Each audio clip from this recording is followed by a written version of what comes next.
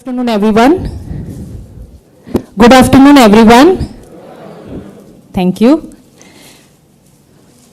So, good afternoon, ladies and gentlemen.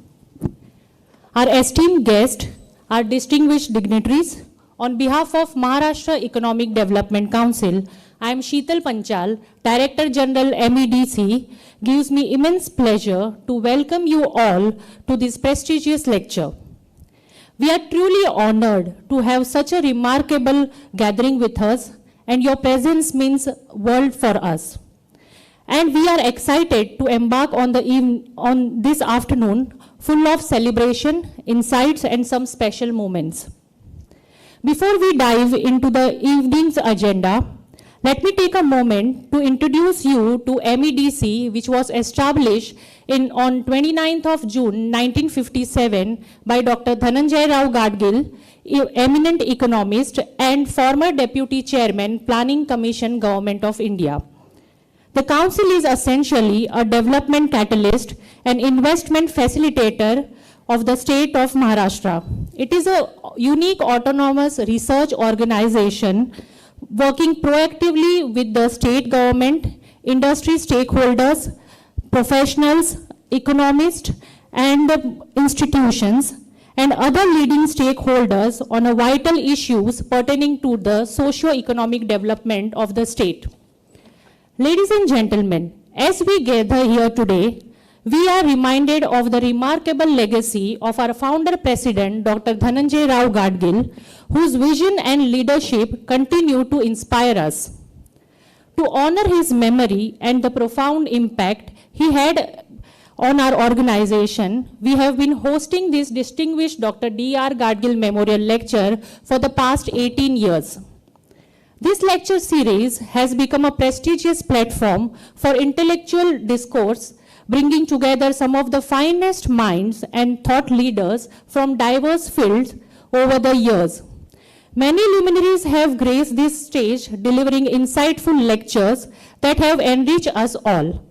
Some of the distinguished individuals who have delivered Dr. D.R. Gadgil Memorial Lecture in the past include Shri Arun Jaitley ji, Honorable Deputy CM Shri Devendra Fadnavis ji, Dr. Rajiv Kumar ji, Honorable Minister Shri Nitin Gadkari ji, Dr. Ajit Ranade ji, and Dr. Vivek Debroy ji. As we continue the tradition today, we are honored to carry forward the legacy of Dr. D.R. Gadgil, ensuring that his contribution and vision continue to inspire and guide future generations. Ladies and gentlemen, it is now time to welcome the esteemed dignitary who have graced us with their presence today. These individuals have made significant contribution in their respective fields, and their presence adds immense value to this special occasion. I would like to invite distinguished guests to the stage. Our chief guest, Dr. Krishnamurthy Subramanian, Executive Director, International Monetary Fund. Our guest of honor, Mr. Sundararaman Ramamurthy, MD and CEO, Bombay Stock Exchange Limited, Shri Atul Shirodkar, President MEDC, Shri Ravindra Boratkar, Immediate Past President MEDC, Ms. Ujjwala Haure, MEDC State Committee Chairman for Infrastructure and Housing, and Mr. Madhav Bhagwat, MEDC State Committee Chairman for Environment and Climate Change.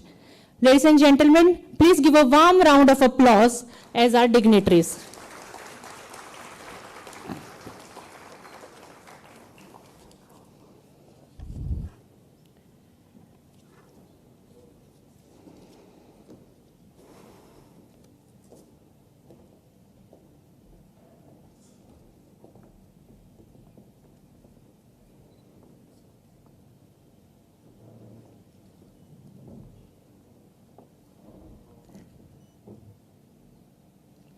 Thank you to our honorable dignitaries for joining us on the stage.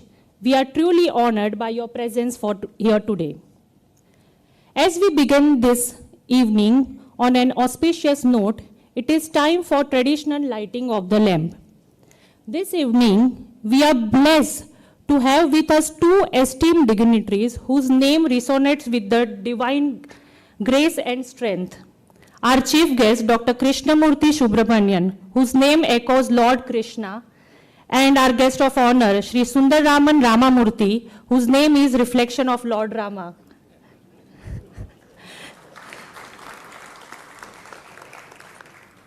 Let us all give a warm round of applause as our dignitaries on the dais come forward for lighting of the lamps.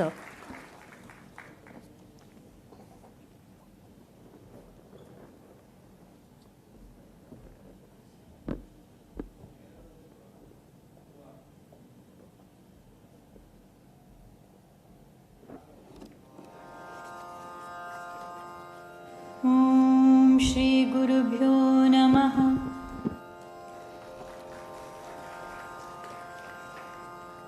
Shubham karoti kalyanam arogyam dhanasampada shatru buddhi vinashaya deepajyotirnamostute.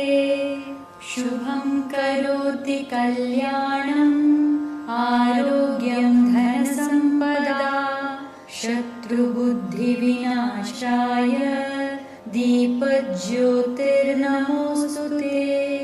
Shubham karoti kalyanam arogyam dhanasampada shatru buddhi vinashaya deepajyotirnamostute.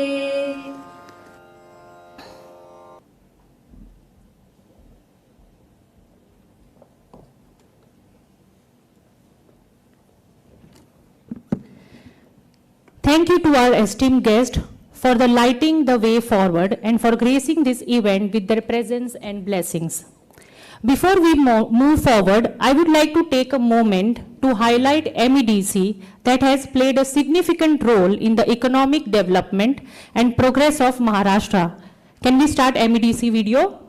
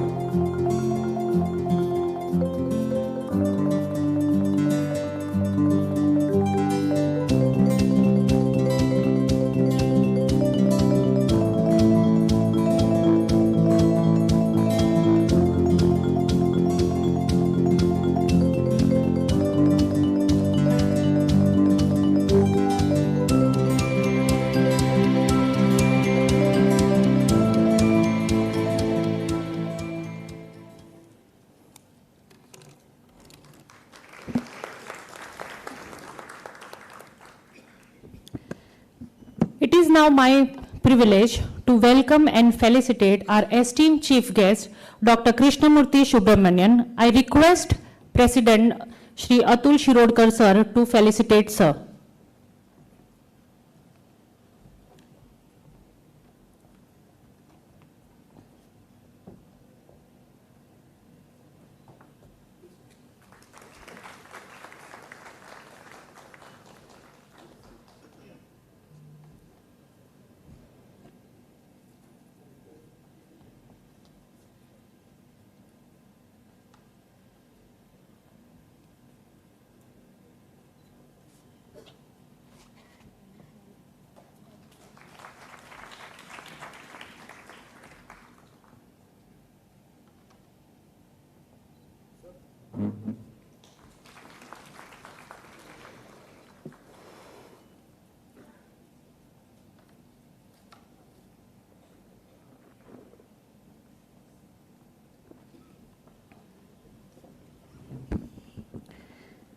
Next, we would like to extend our heartfelt thanks to our guest of honor, Shri Sundararaman Ramamurthy ji. I request Ravindra sir, immediate past president MEDC, to felicitate sir.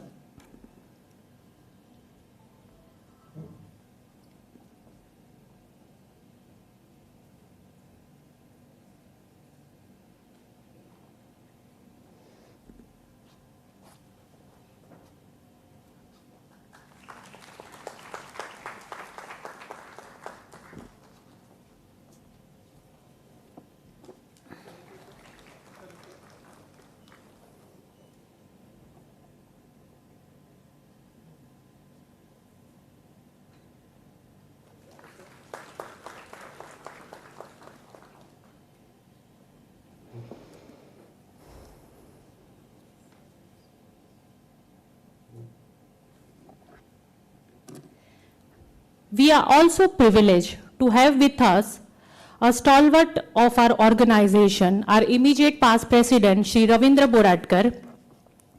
It is my honor to introduce Shri Ravindra Boratkar, immediate past president, who has played a significant role in shaping the growth and success of MEDC. Under his visionary leadership, MEDC witnessed a remarkable period of growth. Mr. Boratkar's passion and dedication helped the organization expand its reach. And during his tenure from 2018 to 2023, MEDC successfully hosted numerous conferences and programs that brought together industry leaders, policymakers, and experts to drive impactful change. His strategic foresight and commitment to fostering dialogue around critical economic issues have truly strengthened the foundation of MEDC. Today we stand tall thanks to initiative and achievement realized under his leadership. I request President Sir Shri Atul Shirodkar to felicitate Shri Ravindra Boratkar sir with a small token of appreciation.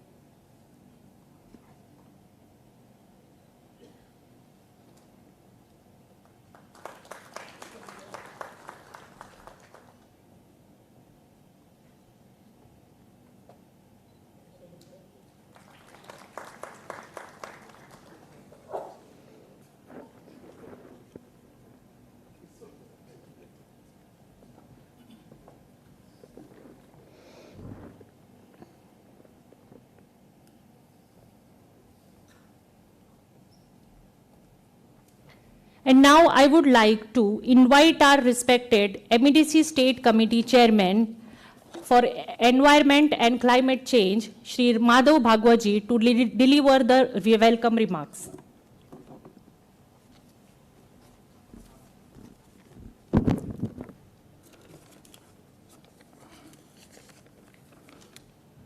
Good afternoon, everybody. Distinguished guests, our chief guest, our guest of honor, our President Atul Shirodkar ji, our immediate past President Ravi Boratkar ji, and Havre Madam, and it's my pleasure to welcome all distinguished representatives of various organizations from foreign consulates or representatives of different nations, as well as representatives of industries, commerce, and members of various industrial chambers of commerce and industries.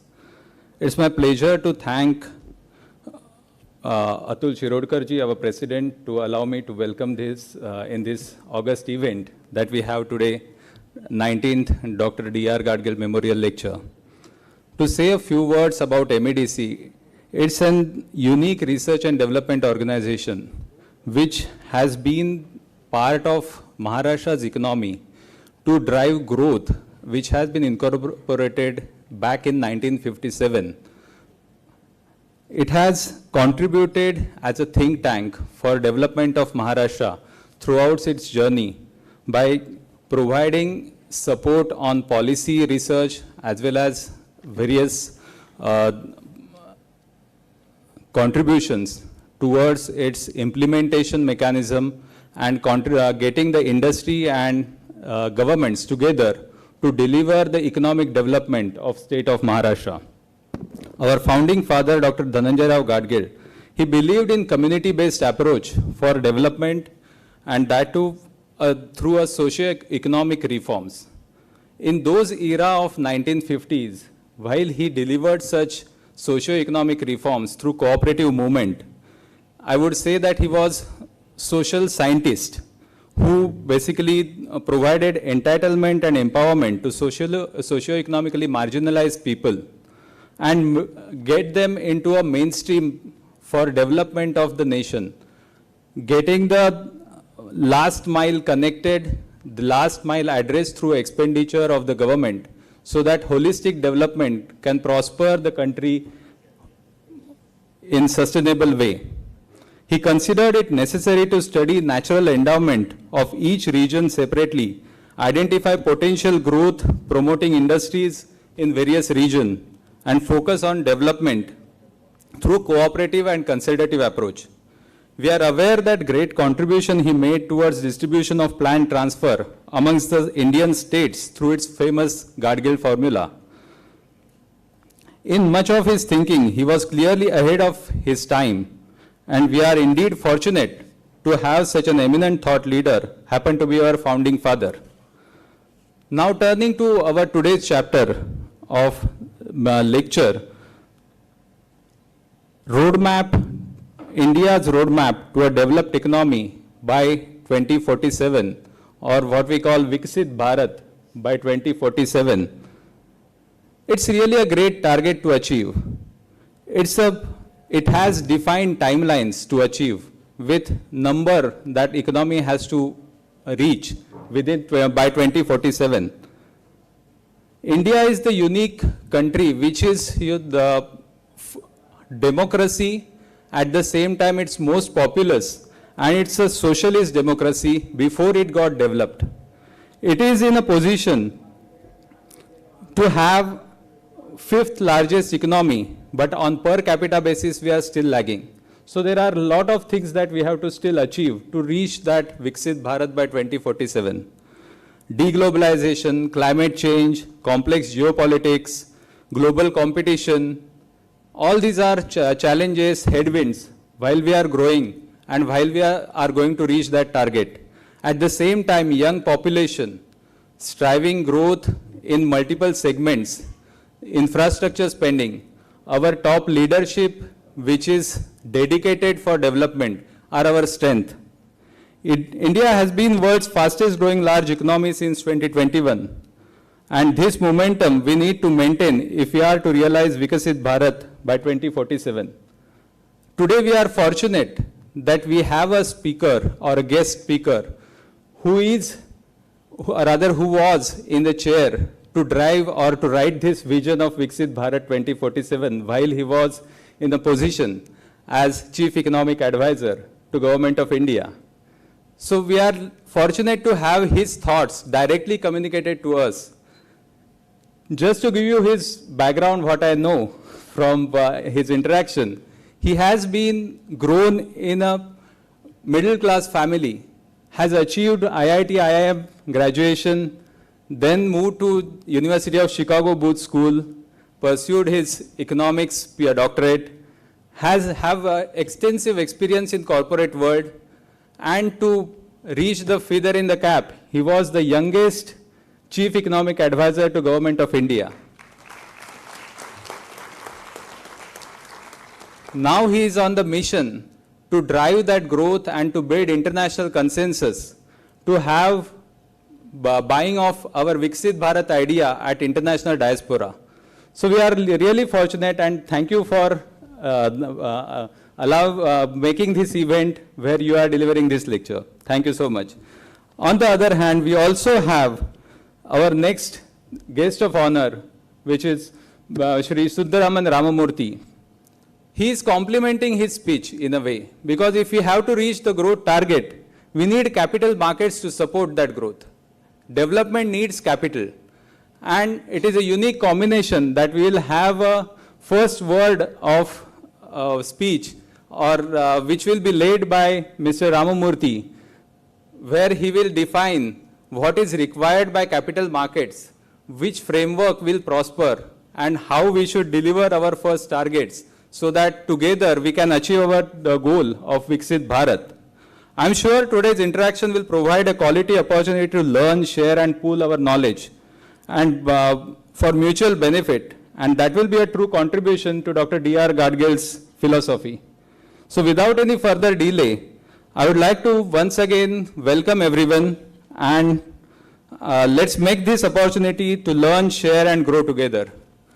While delivering this lecture, because we are into lecture of economics, we have seen recently, or this last week itself, that we have lost our son of Maharashtra, Mr. Ratan Tata. He was a great philanthropist, successful industrialist, as well as a person which we can admire as a legend in Indian economics and business diaspora.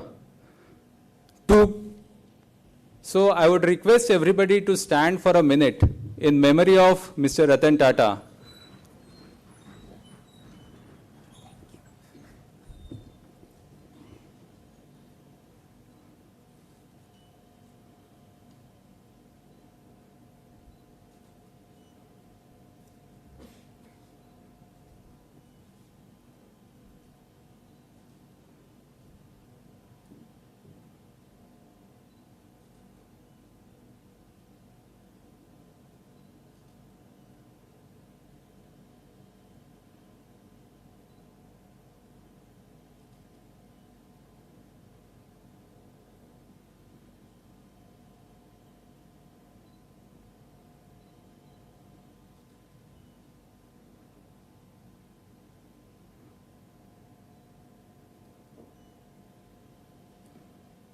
Thank you. Om Shanti.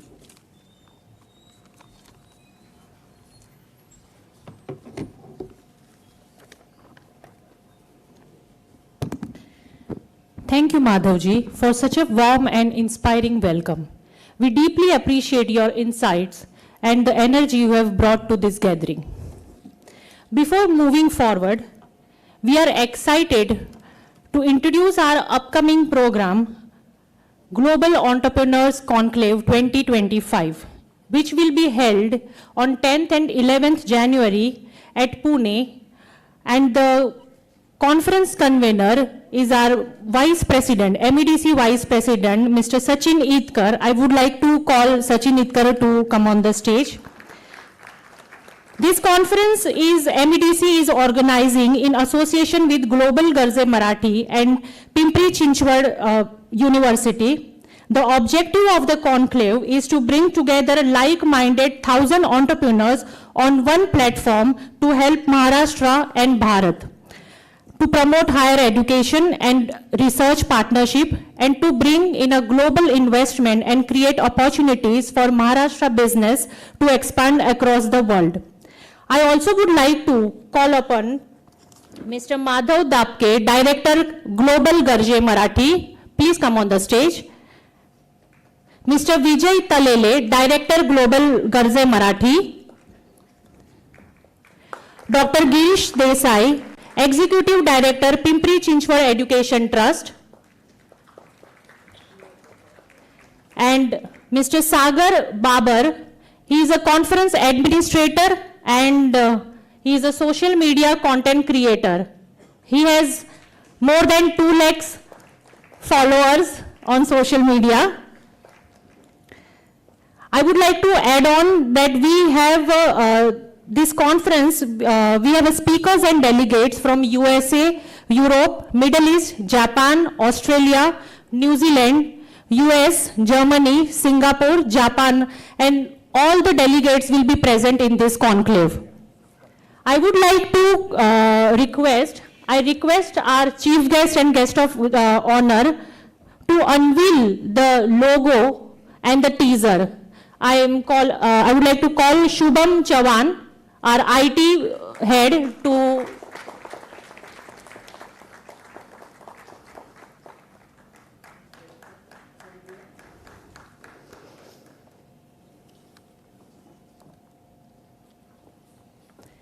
Sir, you need to press button to unveil the teaser and logo.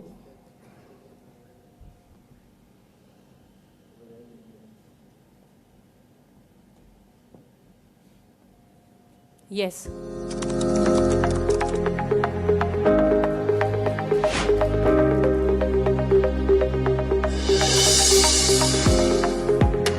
1,000+ entrepreneurs and startups are going to participate in this conclave.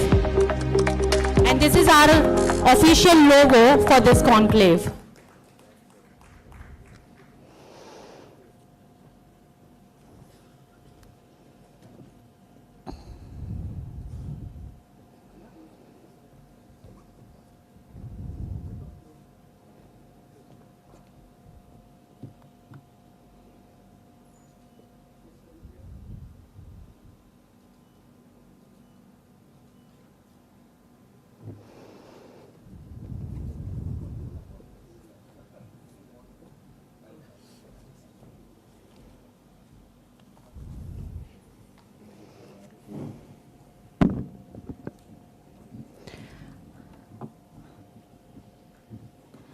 Thank you, sir.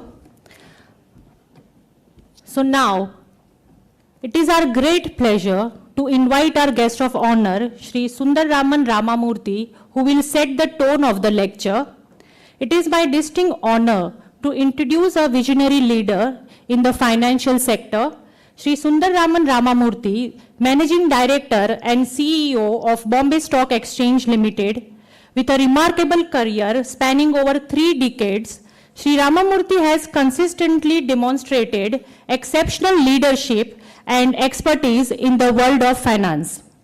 Before taking the helm at the Bombay Stock Exchange, he served as a Senior Vice President at the National Security Clearing Corporation and the National Stock Exchange of India Limited from 1995 to 2012. His contribution during the period were significant in shaping the landscape of securities, clearing and settlement in India.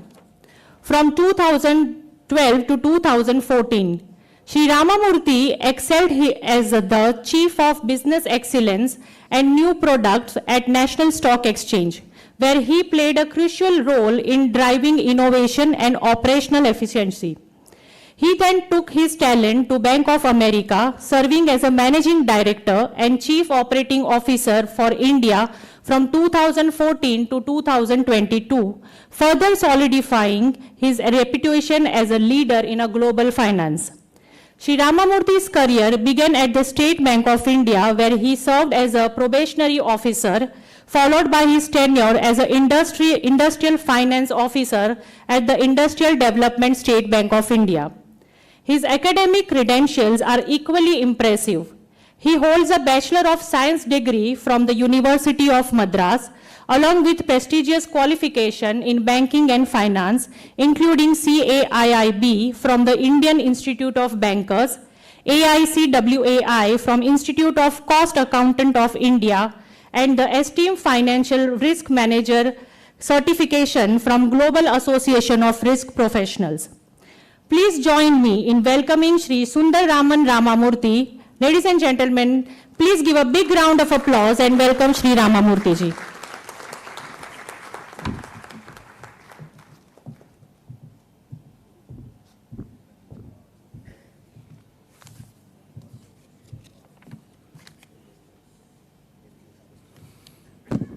Good afternoon, everybody. Thank you so much for the kind introduction.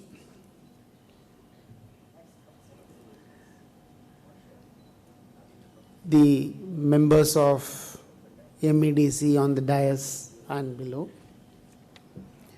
and the Honorable Chief Guest, Shri Krishnamurthy Subramanian, and all the audience. First of all, my namaskars, and thank you for having me here. It's a matter of great pride, prestige, and honor to be sharing a stage with such a great luminary, the youngest former Chief Economic Advisor to the government, and currently the ED of IMF. It makes you feel very happy. It also gives a sense of fear.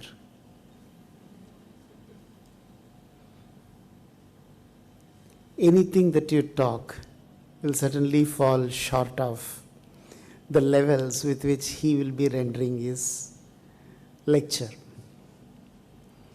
So it gives you a sense of fear. Are you competent even to stand in this stage and talk?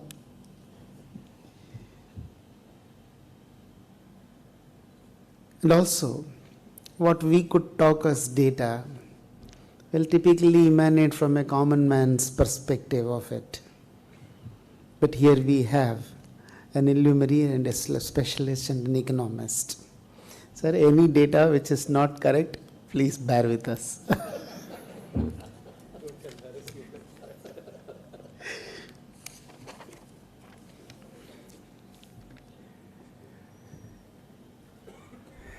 When we were all younger children, we used to study in our history the golden period of Guptas, right? We all talked about Maurya dynasty, Gupta dynasty, the golden age of Guptas.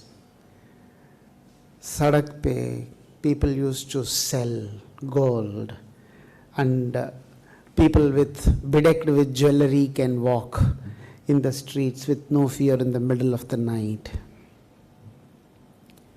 It used to resemble to us more like the way in which Ayodhya was described during Rama's time.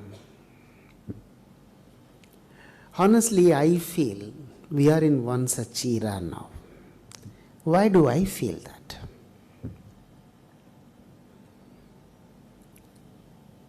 Many of us, we all had a very humble beginning. I am 63 now. Anybody who is of that age would have seen India in such situation where things are in no way comparable with what you see today.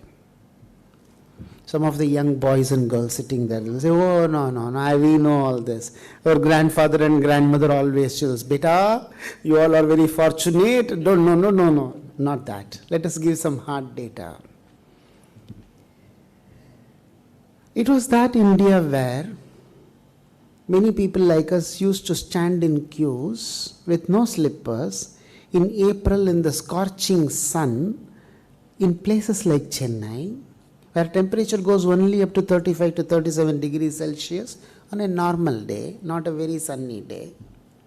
What for? 5 liters of kerosene, 2 kilograms of palm oil, 425 grams of sugar per person. That was what was India. Now my friends are able to attend lectures. Why? They don't have to go and stand for ration.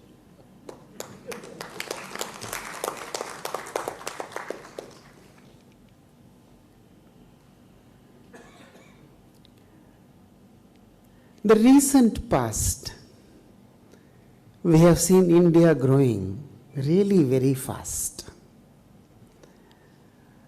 Under the able leadership of the current Prime Minister, we are looking at Azadi Ka Amrit Kal. Sabka Saath, Sabka Vikas, we say. We are seeing it.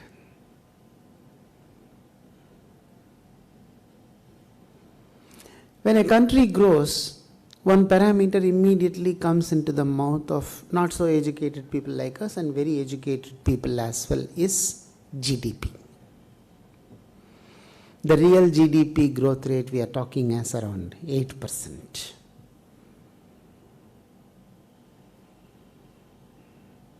We all have a habit of looking into future. Kal kya? Right? So if we extend it, and if we take it to 2047, why 2047? 100 years. A matter of pride, a moment of pride for every true Indian, isn't it?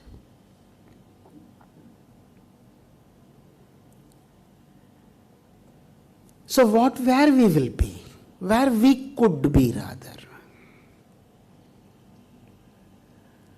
Today, if we are talking ourselves as around a 4 trillion economy,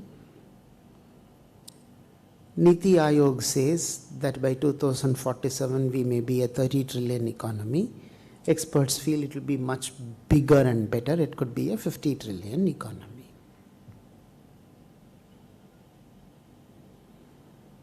Typically, you will find the market cap to GDP ratio is somewhere around 1. We are talking about a 5.5 trillion market cap today. You may say market is overheated now. Okay, take 5 trillion, 4.5 trillion. At least around 1:1 ratio. So by 2047, if the trend continues, so what will be the market cap? Or what should be the market cap? It should be at least 10 times from where it is today. If it has to be 10 times to be from where it is today, who will be participating? What they will be looking for? And where from they will participate? These are interesting questions for us. We all use past to extrapolate future. So what has been the recent trend? In 2020, the number of unique client codes at Bombay Stock Exchange was just 5 crores. 2 days before, to prepare for this lecture, when I looked, it was 19 crores.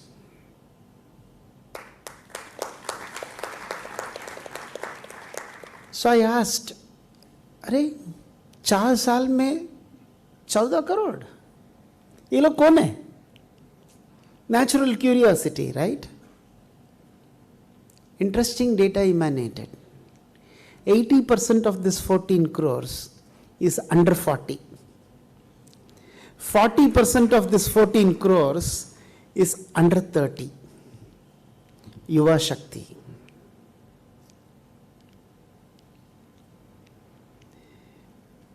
Just 20% is coming from the top 30 cities. The remaining is coming from other than top 30 cities.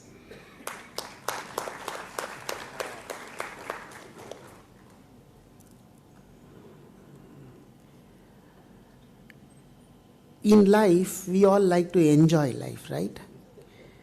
So, at some point of time, what you find is, when you consume something, you get enjoyment. When you mature and you go to level, when others consume, you find enjoyment. People like me are in that stage.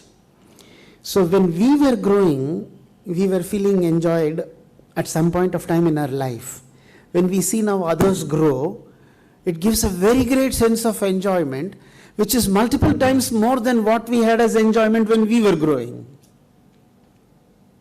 What a wonderful sense to have. So what will be this when you go to 2047? You are talking about a population possibility of 167 crores. More than 110 crores of that population will be in income earning age. That is around 18 to 60, 65 you can take.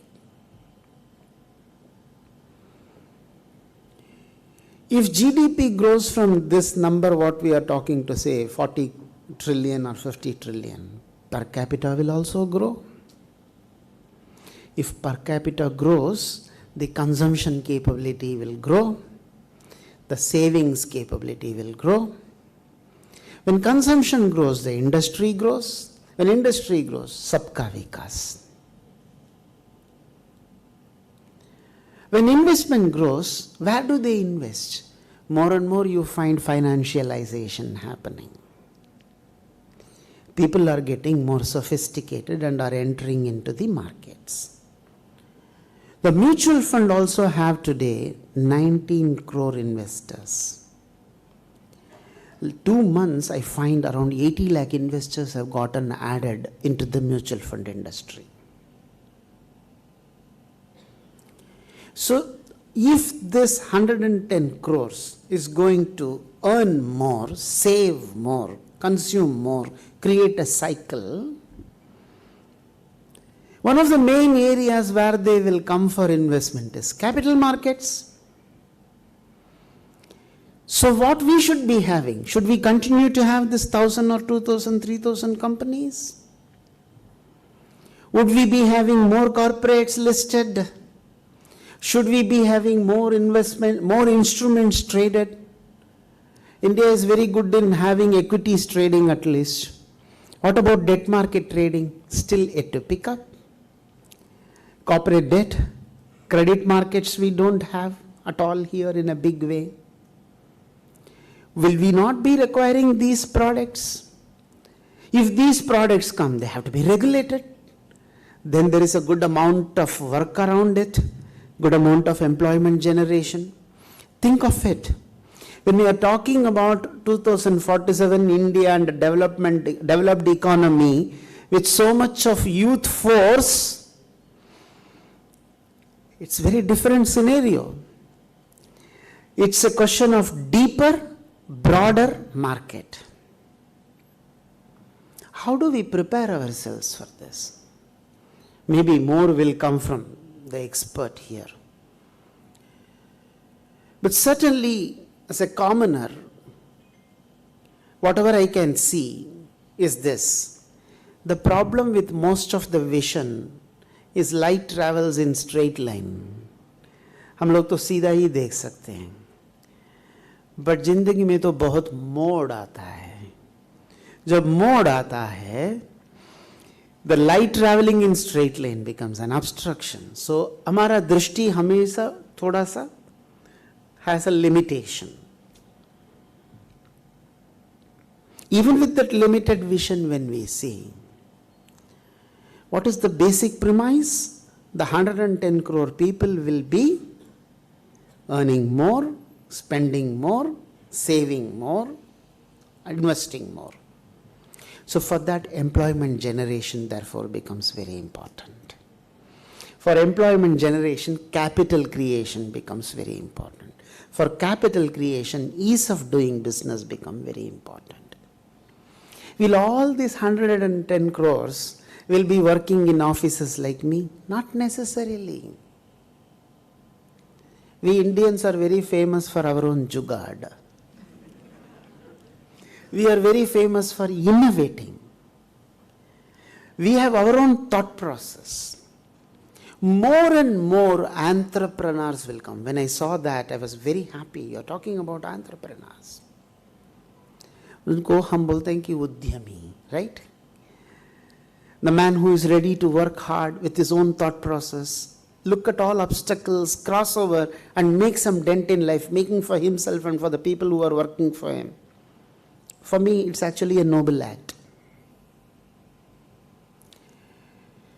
So there should be more and more possibilities for small entrepreneurs to come in, make a dent, grow, become a small scale industry, get listed, become a bigger industry. So that means what? That comes to how do you take care of MSMEs of the country. Very important role they play. How do we encourage them to come into mainstream? How do we make them part of the financial process? How do we bring it all into the white economy so that country grows? So that could be another important point. The next important point where we all need to concentrate is Nari Shakti. In one of the speeches, Prime Minister said more than 50% of the MSMEs are being successfully run by women. How do we encourage women? How do we get away from the thought only if somebody has English knowledge they can prosper in business? It is business acumen which runs the business, not a knowledge. How do we encourage it? These are some of the thoughts which we should be concerned about, which we should be working upon. Lot of colleges have come up. Lot of students come out of them. Will all of them get a job? Not necessarily. Then how do we help them in developing skills? How do we develop their attitude towards life? Knowledge is a short-term advantage. Attitude is a long-term advantage. Knowledge helps you to get a job. Attitude helps you to grow in life. How do you help people into that? These are some of the thought process. I'm sure me as individual Sundararaman Ramamurthy, me as BSc, and you all in your individual and official capacity, all are doing something from your side in these areas. More and more I think we should strengthen. More and more insight into it I'm sure we will be getting from the expert lecture. I'm sure the way we have come in the recent past and with the right attitude that we have, 2047, which is just 20 years down the lane, will be a Viksit Bharat and it will be a developed India. Let's hope for the best and let's all work together. Thanks once again for this opportunity. Namaskar.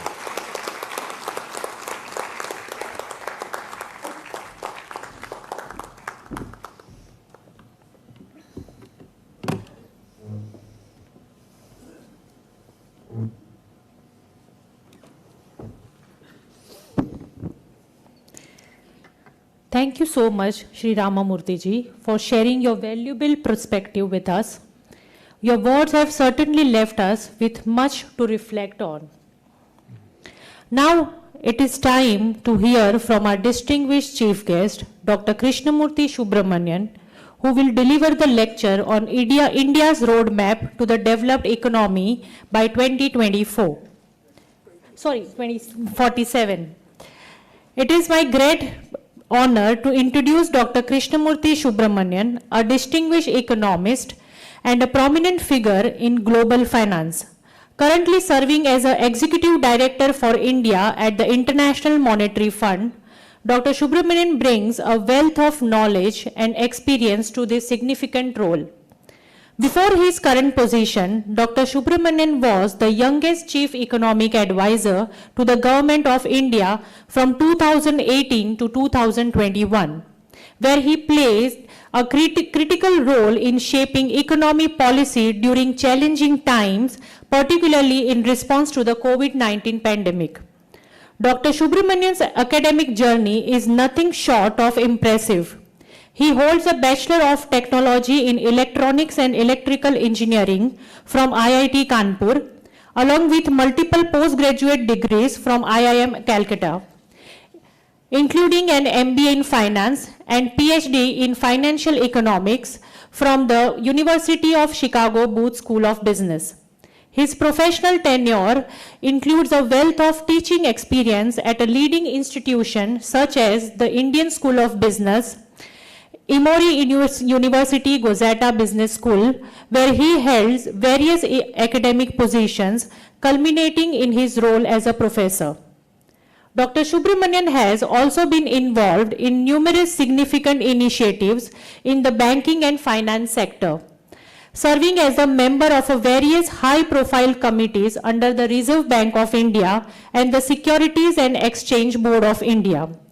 His contribution to policy making have earned him recognition, including the Distinguished Alumnus Award from both IIT Kanpur and IIM Calcutta, and the prestigious Dr. B.R. Shenoy Award for Economics in 2023. An accomplished author, Dr. Subramanian has penned several influential books and monographs addressing critical issues in economics and finance, including India at 100, Envisioning Tomorrow's Economic Powerhouse, and Scumster, How Willful Defaulters Steal from We the People. Please join me in welcoming Dr. Krishnamurthy Subramanian. We are eager to hear your thoughts and insights. Ladies and gentlemen, please give a big round of applause as I welcome Dr. Krishnamurthy to share their wisdom with us.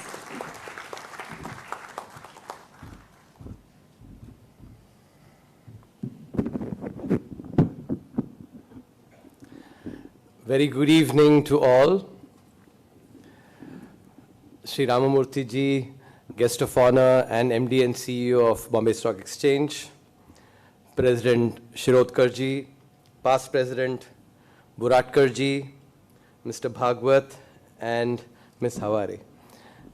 And my dear ladies and gentlemen, I'm really happy and extremely privileged to follow in very big shoes to deliver the Dr. Gadgil Memorial Lecture. As I'm sure all of you know here, and I don't need to reiterate, Dr. Gadgil was a visionary. Apart from being the Vice Chairman of the Planning Commission, erstwhile Planning Commission, he also was instrumental in creating the Gokhale Institute in Pune. The Gadgil formula is still remembered for its use in allocating central resources in the 4th and the 5th five-year plans that India had. An economist and somebody who was a visionary, I think it's absolutely opportune for me, therefore, to share my vision for what I see India in 2047, when India turns 100.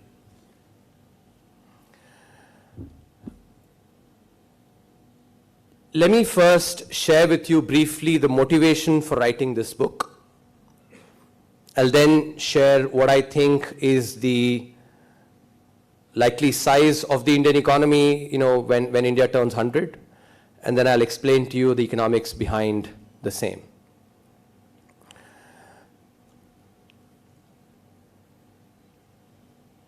Sri Ramamurthy ji touched upon some very nice aspects. What stood out for me in the address that he gave was, in his very soft manner, he brought out some hard facts. In particular, I really liked, sir, your touching upon the importance of thinking about English as just as a language. It's an idea that resonates with me incredibly. I'm reminded of this wonderful shloka from the Bhagavad Gita. It comes in chapter 3, shloka 21. Yadyat acharati sreshtataha tattad evetaro janaha sayat pramanam kurte lokastad anuvartate. Yadyat acharati sreshtataha, sresht like you, sresht like others who are seated in the dais here. When sresht, their acharan is one which does not look at just a language as representative of being cool, We have youngsters here, they will understand being cool. Just being able to speak a language, English, does not make you cool, does not make you smart. As you very rightly said, sir, and again, that's why, your Acharan as a Sresht, saying that it is your ability to solve problems, it's your ability to think deep and wide. That's what makes you capable, not your ability to speak a language. Yadyat acharati sreshtataha, that acharan of yours, tattat evetaro janaha, sayat pramanam kurute, not just talk, praman, proof. Sayat pramanam kurute, lokas tad anuvartate. So thank you so much for actually sharing a an incredibly resonating insight, something that all of us should utilize the opportunity, particularly because in the past, we've had an elite in this country that seems to always portray that pursuing Indian ethos, Indian values, etc. is uncool, and pursuing Western ideas and trying to fit a square peg into a round hole is cool. I never understood that. Given that perception that prevails, someone like you highlighting this, and I'm incredibly grateful for having utilized this platform to highlight such an important aspect. Youngsters who are listening here, I would actually urge you to think about English as just a language. Therefore, the entrepreneurship platform that is being and the conclave that is being worked on for early January, 2025, focused on Marathi entrepreneurs. I think that is absolutely essential. We need to be able to transcend language.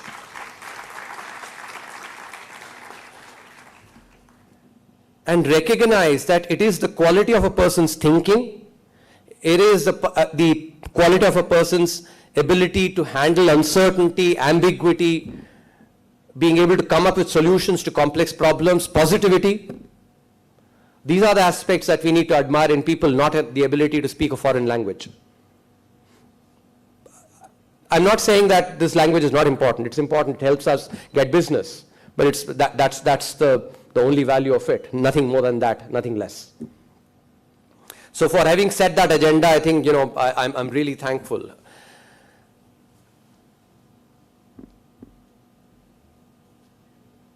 I've been entrusted with sharing with you the vision for what India is likely to be when we turn 100. If I tell you the number now, I can assure you, you will think, what did this young man have in the morning? I want a piece of that. Seems to be nice stuff. I think that India in 2047 can be a $55 trillion economy.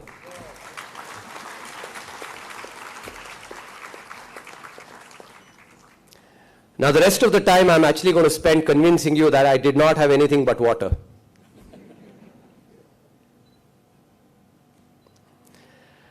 So I'm going to spend some time doing some mental arithmetic, some mental gymnastics with you, and then lay out the economic vision that can deliver this $55 trillion economy.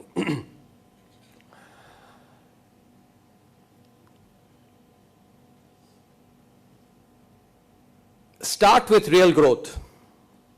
If India can grow at 8%, and aspects that Ramamurthy sir touched upon, and many of those are very important.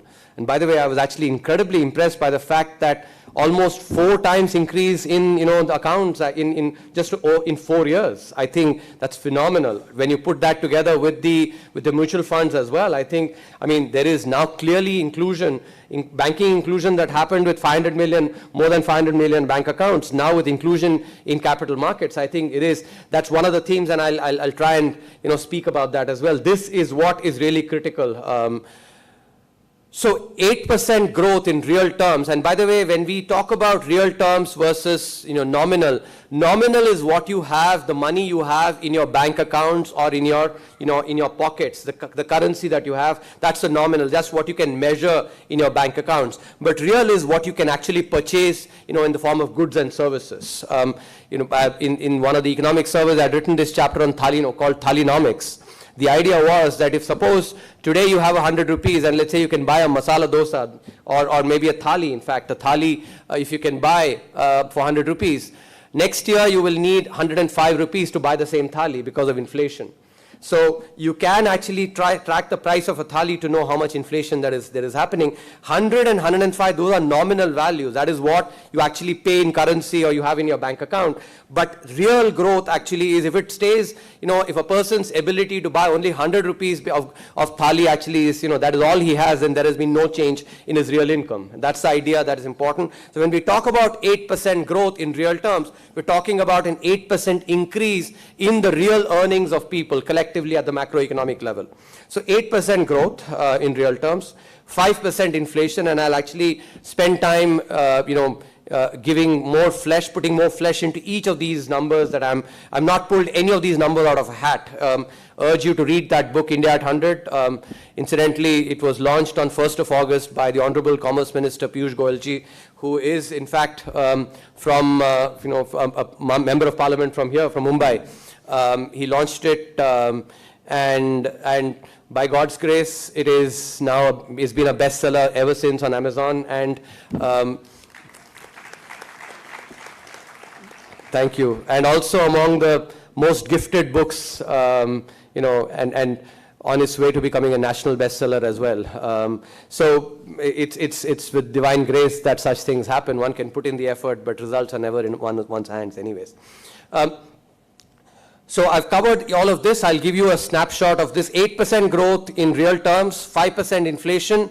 That is basically nominal growth in rupees of 8 plus 5. That is 13%, right? So I want each one of you, especially the youngsters, to stay with me in the arithmetic that I'm going to lay out, the economics that I'm going to lay out. 8% growth in real terms, 5% inflation, 8 plus 5 nominal growth in rupee terms at 13%.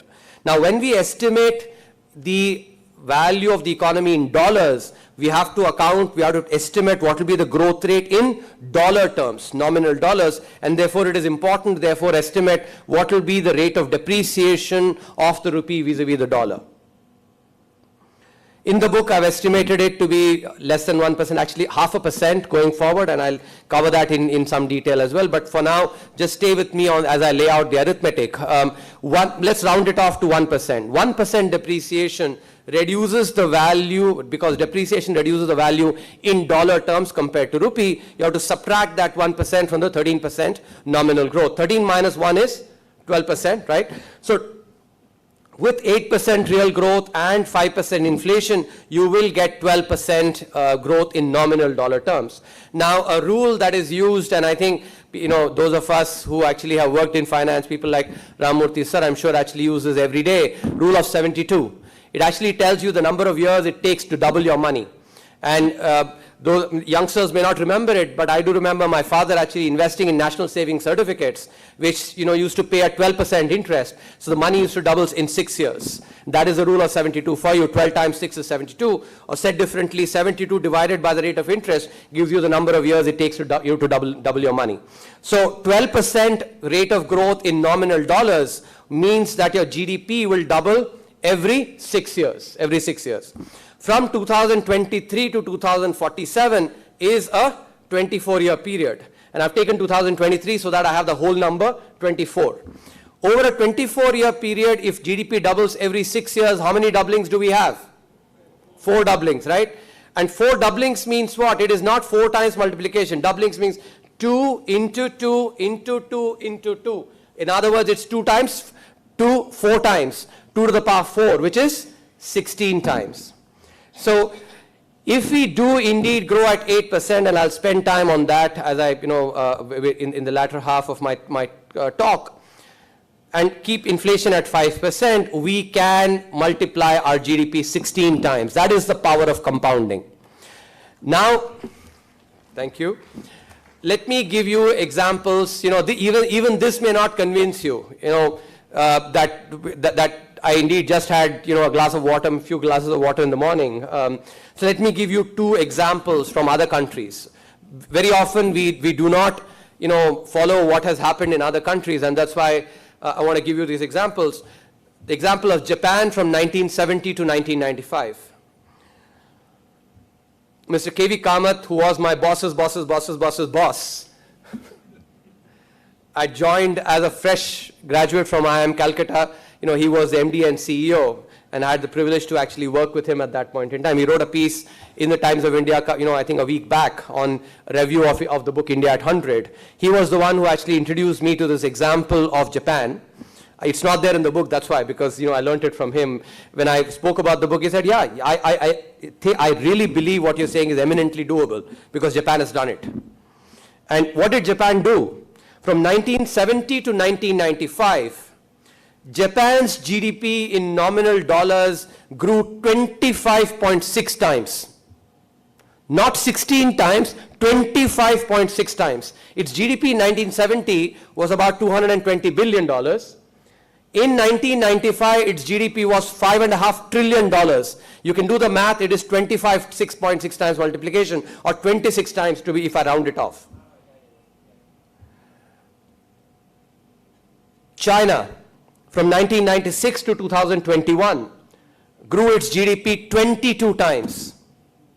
22 times. I'm only predicting 16 times.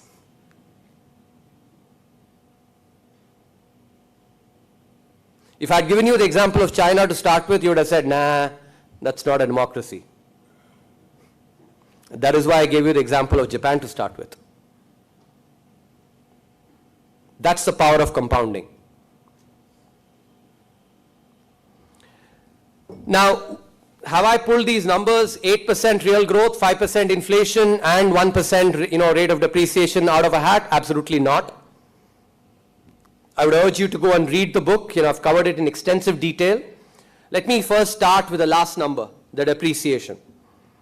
Explain to you the economics behind that assessment.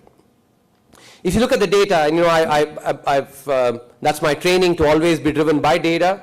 I'm a fan of the Sherlock Holmes principle, never theorize before the data is in.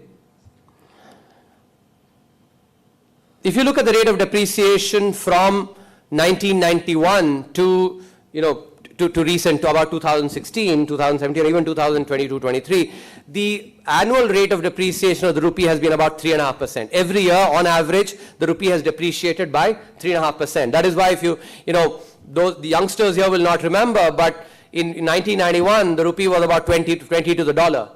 Today, it is about 82, 83. On average, it has depreciated by 3.5%. Now, why is it that if it has depreciated at 3.5% in the past, why am I assessing the rate of depreciation to be 0.5% going forward, or close to 1%? What is the economic logic behind that? Why am I? And that will in fact explain, when I will complete this discussion, you will see why the Niti Aayog prediction of 30 trillion or the Ernst & Young prediction of 26 trillion, this is the big difference. So, one of the fundamental aspects in international economics which affects the movement of exchange rates is that the currency that faces higher inflation has to depreciate more. Why? Because the exchange rate is finally nothing but it is actually your ability to, it's a ratio of your ability to purchase goods and services. What you can buy using $100 in the United States versus what you can buy using 100 rupees here, that is what is called the real exchange rate in some sense. Now, if for instance, as has been the case in the past, India faced inflation of around 7.5%. If you look at the data from 1991 till 2016, and I'll tell you 2016 why it is important just in a few seconds, inflation in India was about 7.5%. There have been periods, especially after the global financial crisis, where India faced inflation in double digits every month for 15 to 18 months, 18 months in fact. With peak inflation being 18%. So average inflation of about 7.5%. US inflation was only 2%. So what do you have? You have a situation where the value of the rupee in India was eroding at 7.5% every year, while in the US, the value of the dollar was eroding only at 2%. So if your value of the rupee is actually eroding at 7.5%, dollar only at 2%, rupee is losing value much faster. In order to compensate for that, the rupee had to depreciate more. And that is why the difference in the rate of inflation affects directly the rate of depreciation. In fact, if you see in the data, what is called real appreciation, which is the ability to buy goods and services, rupee versus dollar, what $100 can buy versus 100 rupees can buy, that actually has, in real terms, rupee has appreciated by about 2% on average. But the 2% appreciation has been drowned, I use that word, with a lot of care. 2% appreciation has been drowned by the 5.5% difference in inflation. So, 2% appreciation, but 5.5% difference in inflation has led to 3.5% on average depreciation of the rupee. Now, here's where 2016 becomes really critical, which in my opinion has not been factored in fully or has not been looked at by those assessments that stop at 26 or 30 trillion. In 2016, the Indian government passed a very important piece of macroeconomic legislation called the inflation targeting regime. Not too far away from here, Mint Street, the Reserve Bank of India, which is the central bank of the country, was asked to target inflation at 4%. Before 2016, we did not have a target given to the Reserve Bank of India for inflation. Not just that, there was also a band given saying, okay, 4% is what the Reserve Bank will target, but we give you some scope because, you can't precisely get 4% every time. So plus minus 2%. So 4% plus minus 2%, in other words, 2% to 6%. That's the range in which the Reserve Bank basically has to target inflation now, ever since 2016. Now, what has happened, and this is really critical, this is the missing link, in my opinion, actually, in the assessments that stop at 26 or 30 trillion.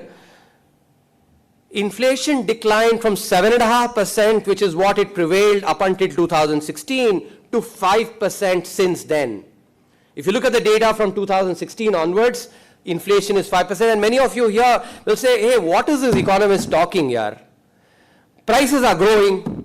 When I go to basically buy tarkari, आलू का दाम बढ़ रहा है, प्याज का दाम बढ़ रहा है, दूध का दाम बढ़ रहा है, इकोनॉमिस्ट बोल रहा है मेरे को इन्फ्लेशन कम हो गया. हाँ भाई, कम हुआ है.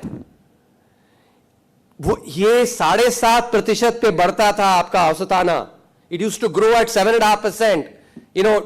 Before 2016, it is still growing. I'm not saying it is basically not growing, but it's growing at a much lower rate at 5%, and that is really crucial. So please don't say that I'm saying prices are falling. No, I'm not saying prices are falling. The rate at which prices grow has fallen from 7.5% to 5%. And as I just explained to you, the currency that faces lower inflation will actually experience lower depreciation.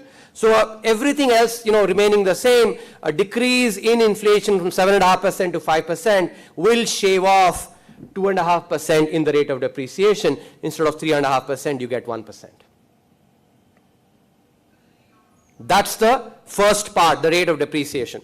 5% inflation, as I just told you, after the inflation targeting regime has been put in place since 2016, despite the Ukraine war, despite COVID and all the supply side problems that were created, inflation has been only 5% in India.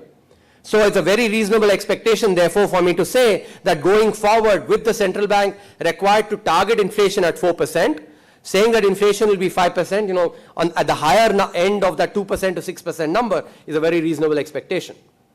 So that's the second number. 1% depreciation, 5% inflation. I've given you a logic, my logic, which I've laid it out in the book for both these. Now let me spend on the 8% growth number. That is the biggest ask I have of the Indian economy, which is to grow in real terms at 8% from now on till 2047. Now, here many of you will ask this question and will have this question that, has India grown at 8%? The answer is no. In the past, if you look from 1991 onwards till 2024, India's growth has on average been 7%. So from 7%, shooting for 8% growth is indeed ambitious. It's a stretch goal.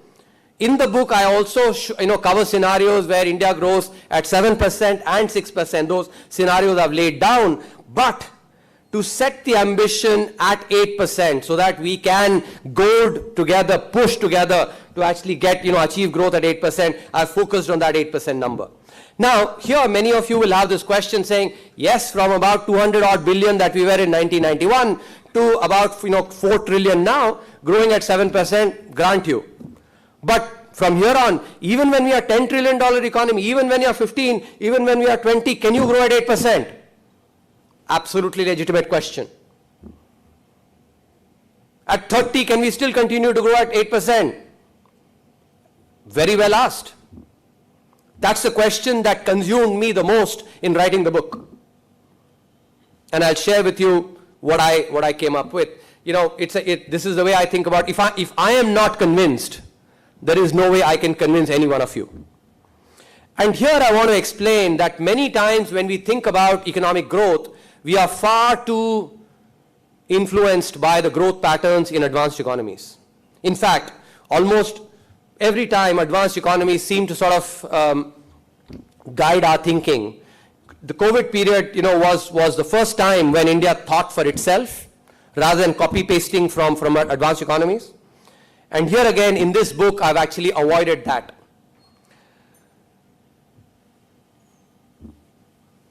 Advanced economies, if you look at, they've found it hard to grow at even on average 5%. You know, they've grown at, China has grown, Japan has grown, as I gave you examples. Some of the East Asian economies have also grown at that rate for some reasons which are important to understand, and those are applicable to India. And that's what I'm going to spend the rest of my talk on, explaining. So, across 27 chapters in the book, I've covered every single aspect that India needs to focus on to grow at 8%. For the purpose of this talk, I'm going to focus only on 3 of them. Those 3 are, first is formalization of the economy. Second is formal sector firms, those firms that are already formal today, catching up with the productivity of the global peers. That's a second source of growth. And third is credit creation of what Ramamurthy sir used the term financialization. I don't like that word. I would rather say it's credit creation in the economy. These are the 3 drivers that I want to focus on. There are others. There is, of course, judicial efficiency, bureaucratic efficiency, human capital, digitization, digital economy. These are all there as drivers. But to me, these are the key sources of the drivers that can deliver 8% growth. And here, let me return back to what I mentioned about advanced economies and explain the difference between growth in advanced economies and growth in a country like India, or growth in Japan, China, to make you understand why I think India can still grow at 8% up until 2047. So if you look at growth, macroeconomically, economics, by the way, is not rocket science. It's very simple. Whether at the individual level or at the company level or at the country level, growth is a function of only 2 things, which is how much investment you make, number 1, and what is the return that you make on the investment. That is all there is. If you look at, I've taught corporate finance for a living to my students. When I talk about, valuation of a company, what is going to be the growth rate of cash flows of that company, I look at basically the investment rate, how much, of its earnings is it plowing back, the investment rate, and what is the return on capital invested. Same thing even for individuals. Those youngsters here, you may want to go and, let's say, if you're undergraduates already, you might go and decide to get a postgraduate degree. That is your investment. You're investing in yourself. But having enrolled in a program, if you sit at home actually and, never attend classes, this is the professor in me talking. Then you would have made the investment, but your return on capital invested or investment actually will be low because you're not learning as much. That student who actually pays, very diligent attention to what the professor is saying, his or her, return on investment will be higher. So whether at the individual level, company level, industry level, or country level, growth is a function of only 2 things, which is your investment rate and the return on capital invested. Now use this framework to understand the growth patterns of advanced economies. Advanced economies actually for the last 50, 60 years have built their ports, their roads, their bridges, their, all the infrastructure. So investment rate has been more or less stagnant. If investment is stagnant, then growth has to come only from productivity improvements. And over there, if you see, even on productivity improvements, their economy has been almost entirely formalized. You don't see there people in thelas, for instance, going and selling, tarkari, bhaji, tarkari le lo, bhaji le lo. You don't see that. Nor do you see somebody basically selling coconut water, or fashion street like here actually. You don't see any of that.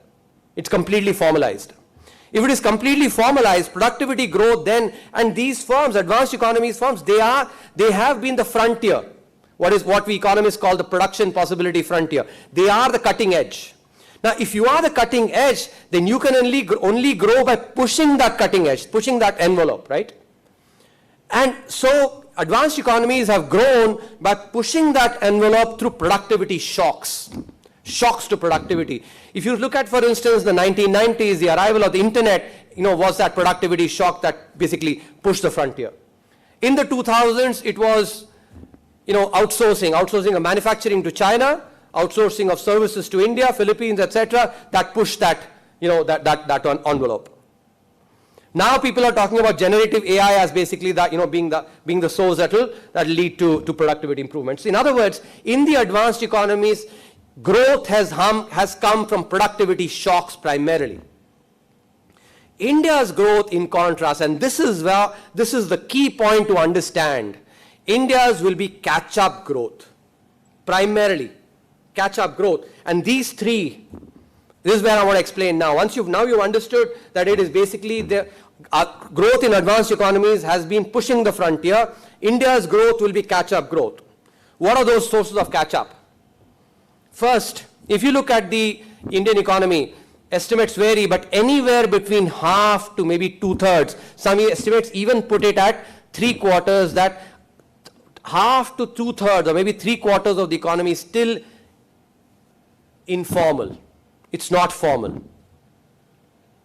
2/3 to 3/4 maybe. Now, one of the things that all of you will agree with, you don't need an economist like me to tell you this, that productivity is much higher in a formal sector firm than in an informal sector firm. So, your first source of catch-up is actually the economy getting formalized. As economy gets formalized, average productivity in the economy improves.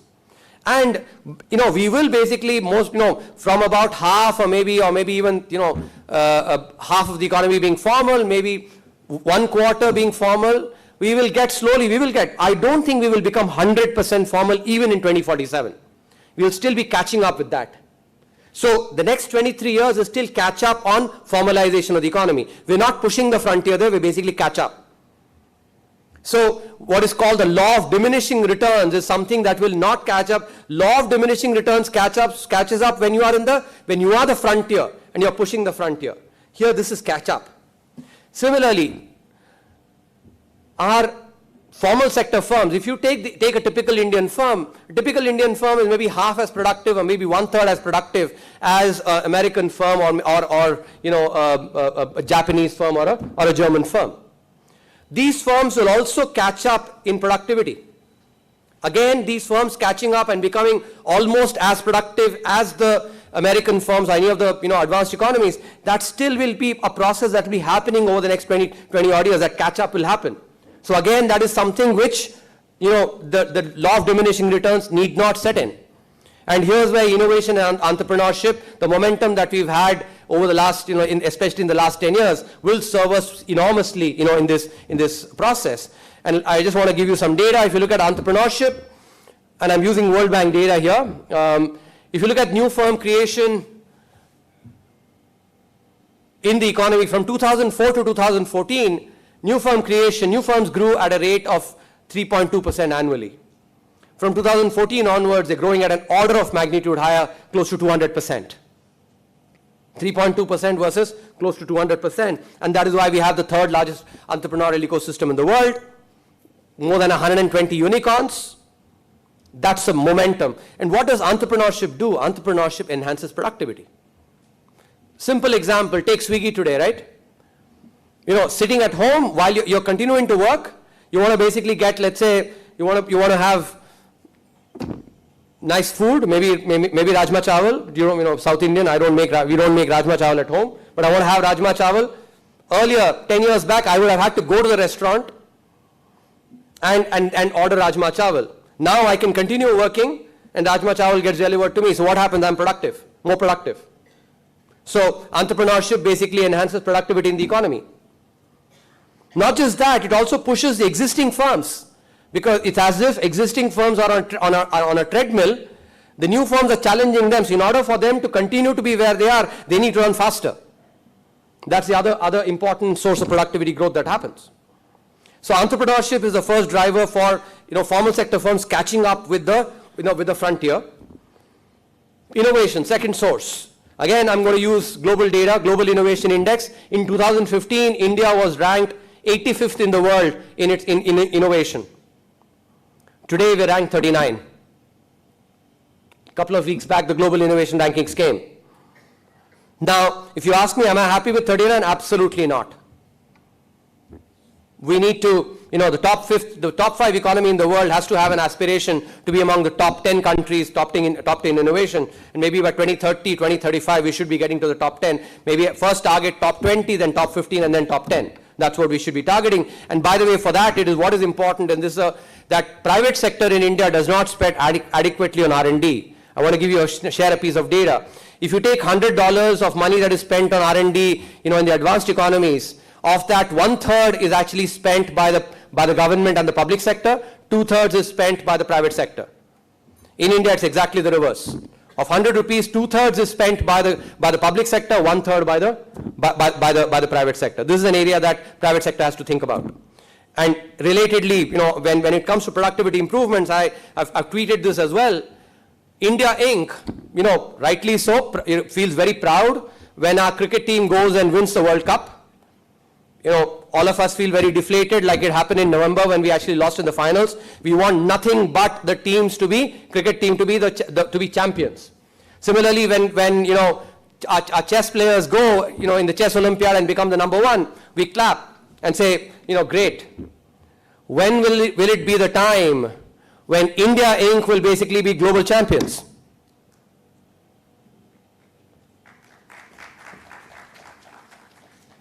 If we expect our cricketers to be global champions, if we want nothing less than our chess players to be global champions, if we want nothing less than our Olympians to actually get at least a bronze medal, be a global champion, why is it that we should not expect India Inc. also to be global champions? What is wrong in that expectation?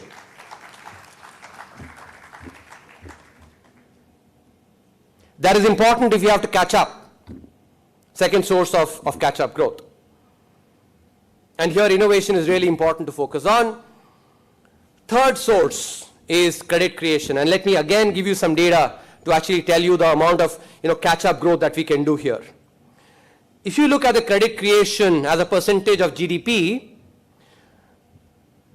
for every 100 units of GDP, the global average in 2020 is 180% of 180 units of credit. In other words, for every 100 units of GDP, 180 units of credit in the economy. What's the number for India? Same, 100 units of GDP, only 58 units of credit. So percentage of, when you look at private credit to GDP, that ratio is 180% globally. India is only 58%. And even that 58% is still not a very accurate representation, because if you open the hood of the car and start looking, a lot of that credit is basically going to large companies, not as much to SMEs, MSMEs, individuals. I had the opportunity of being on the board of Bandhan Bank before I became the chief economic advisor. I've seen the kind of phenomenal, impact that credit brings, especially at the bottom of the pyramid. So we have the opportunity to be able to increase credit to global levels. By giving credit to people and companies who have not gotten credit yet. And here I must mention, many times we look at credit actually not as good a way. But think about it, in Mumbai, is there anybody in this audience who would have bought a home without a home loan? Can't be. You will not be sitting here.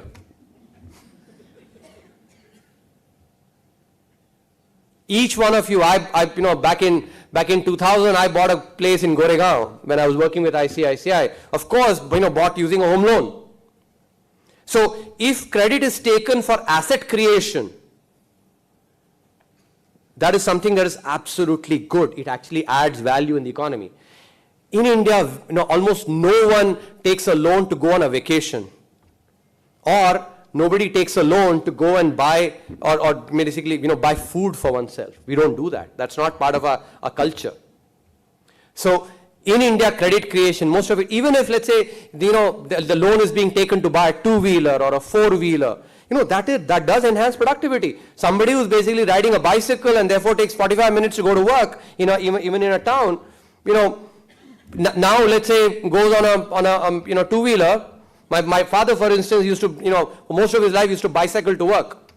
Then in his last few years, he was using a, Luna moped, and he was going much faster. So obviously saving time, productivity improvements. So when credit is given for asset creation, that leads to productivity improvements. And I want to leave you with this example, very tangible example here. I'm sure, as Mumbaikars, all of you know Fashion Street. I've myself shopped there as well. If 10 years back you went to Fashion Street, you wanted to buy a belt or maybe a shirt or a jeans pant, you would pay in cash there, right? You would have pulled out your pocket and paid in cash. Today you go to Fashion Street, you pay using Google Pay or Paytm. In fact, I can tell you, I've been here for a few days in India. I have not yet visited an ATM at all. And I don't have any rupees because I live in the United States. If at all any bills I have, actually those are dollar bills because I need them in the US. Here, I've not taken out a single, I haven't had a visit at all. I've just, every time I have to pay, I pull out my phone, Google Pay, Paytm, that's it. In fact, today, while coming here, I actually went to Mahalakshmi temple. I didn't have cash and I wanted to actually put something in the hundi. So I just said, use the QR code, gave my, really. Now, what is the impact of this? That vendor in Fashion Street, who basically was getting only cash, 10 years back, he couldn't have approached a bank to, ask for credit. He goes to, let's say he goes to the bank and says, "Saab, mujhe credit do, mujhe loan do." Bank officer will say in his haughty manner, will say, "Hey, kya re? Kitna kamata hai?" "Saab, 30,000. Kya proof hai re?" Today, if he says, "Kya proof hai re?" "Saab, kya proof chahiye aapko? 6 महीने का data चाहिए, 1 साल का, 2 साल का, 4 साल का, 5 साल का, सारा पेमेंट मेरा फोन में आता है साहब, सप्लायर को भी फोन में देता है मैं, 30,000 कम से कम कमाता है साहब मैं, अब लोन दो मेरे को." That's the opportunity. That is the opportunity knocking on our doors. But for that, we need a mindset which basically says, loans not just based on collateral, saying, "Arey, ghar girvi rakho, tabhi loan dega main." We can use that data to be able to actually assess, credit risk and give loans. And go from 58%, private credit to GDP to 180%. And I'll leave you with this absolutely tangible example to explain what is the kind of opportunity that exists. India versus South Korea, 1960 to 2020.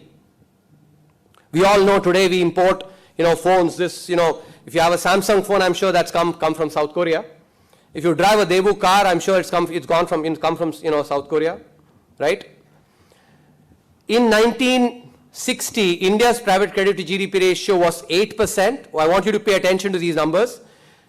South Korea's credit to GDP ratio was 6%. In other words, South Korea was about 33% behind us in percentage terms. We were 8%, South Korea was 6%. They were behind us.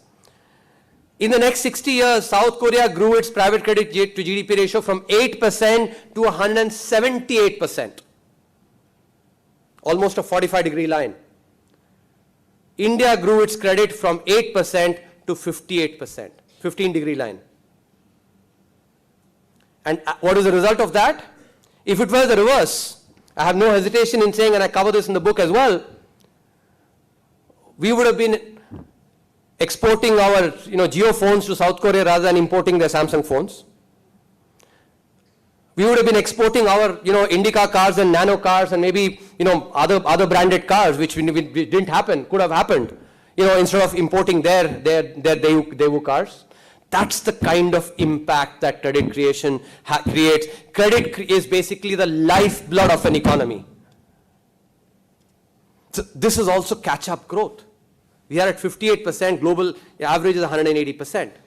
Not just this, and I will not have time to cover in more detail, on judicial efficiency, we basically are still ranked 164th in enforcement of contracts among 180 countries. We have so much to catch up there on judicial efficiency. On bureaucracy, there is no ranking there, I'm sure, but there as well, if you look at ease of doing business, we've moved from very well from 160 odd to actually to 60, but we still can go much farther. Top 5 economies should be in the top 10 in terms of bureaucratic efficiency. Human capital, education, healthcare. There are umpteen sources of catch-up growth that we can have, and therefore the law of diminishing returns is basically something that we can utilize, or we will not be subject to in our growth, because think about it in per capita terms. Even when we are actually a $55 trillion economy, our per capita GDP would be about $40,000. So it's catch-up growth that will deliver 8%, and thereby not limit that even at 30 trillion we can continue to grow at 8%. In other words, there are many levers, one after the other, or many different hanging fruits that are hanging at different levels. The low-hanging fruits are the 3 that I spoke about, which is your formalization, formal sector firms catching up with global peers and credit creation. But there are fruits that are actually slightly harder to reach, more, a little higher. We can catch those as well and pluck those and eat it, and thereby grow at 8%. I'll end by sharing an anecdote which I think captures what I think about the potential of the Indian economy. In Mumbai, 2 names that everybody will resonate with is Sunil Gavaskar and Sachin Tendulkar. In 1993, when Sachin had played cricket for 4 years, if you remember, he had his debut in 1989. He had played for 4 years. He had hit his first 100 at Edgbaston. He had scored that wonderful 100 on that bouncy pitch at Perth. In a similar way, on a very bouncy pitch during COVID, India also scored a very nice 100. India has scored many centuries as well in the last, metaphorically in the last 30 years. So based on that performance of Sachin Tendulkar, Sunil Gavaskar had made a statement, and I remember, I've tracked, in some sense, Sachin started playing cricket when we were actually in school, and so, our fortunes actually were oftentimes mirrored by Sachin. He was a product of liberalization, we are a product of liberalization as well. Sunil Gavaskar said that by the time Sachin ends his career, if he has not scored at least 40 international hundreds and at least 30,000 international runs, I'll personally go and strangle him. That was a paternalistic statement that Sunil Gavaskar made about Sachin's potential. But he assessed that potential based on what he saw as performance, in the previous 4 years. I'm no Sunil Gavaskar. But in a similar way, having seen the performance of the Indian economy, I am assessing the potential of the Indian economy.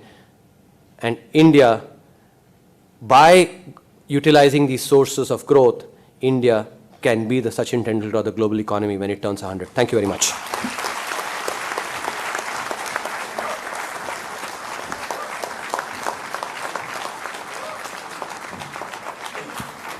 Hello. Sir would like to take few questions also. Yeah. So, please.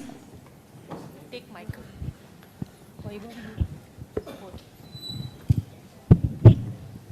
So, my name is Shrikant, and I really love the vision, and I think this is one of the very inspiring sessions, and I love the rhythm of Mr. Ramamurthy, and then you coming in, after that. My question is, talked about 50-55. Is there a threshold we achieve? And you talked about some of the corrections we need to make, or maybe efficiencies we need to build. Is there a threshold like 10 trillion we hit, and then there is no looking back? Because you always have this thing like, am I going to make it, so it's like self-sustainable. So what is that? Is there a concept of that threshold? And we do that as an entrepreneur, we look at that as a company, right? That we say, hey, if my company has reached this level, then it's going to be sustainable after a while. And it would also have something unit economics, I'm not an economics, but which kind of keeps it going. And then we are like, hey, wow, there is huge assurance, right? It's making sense, yeah?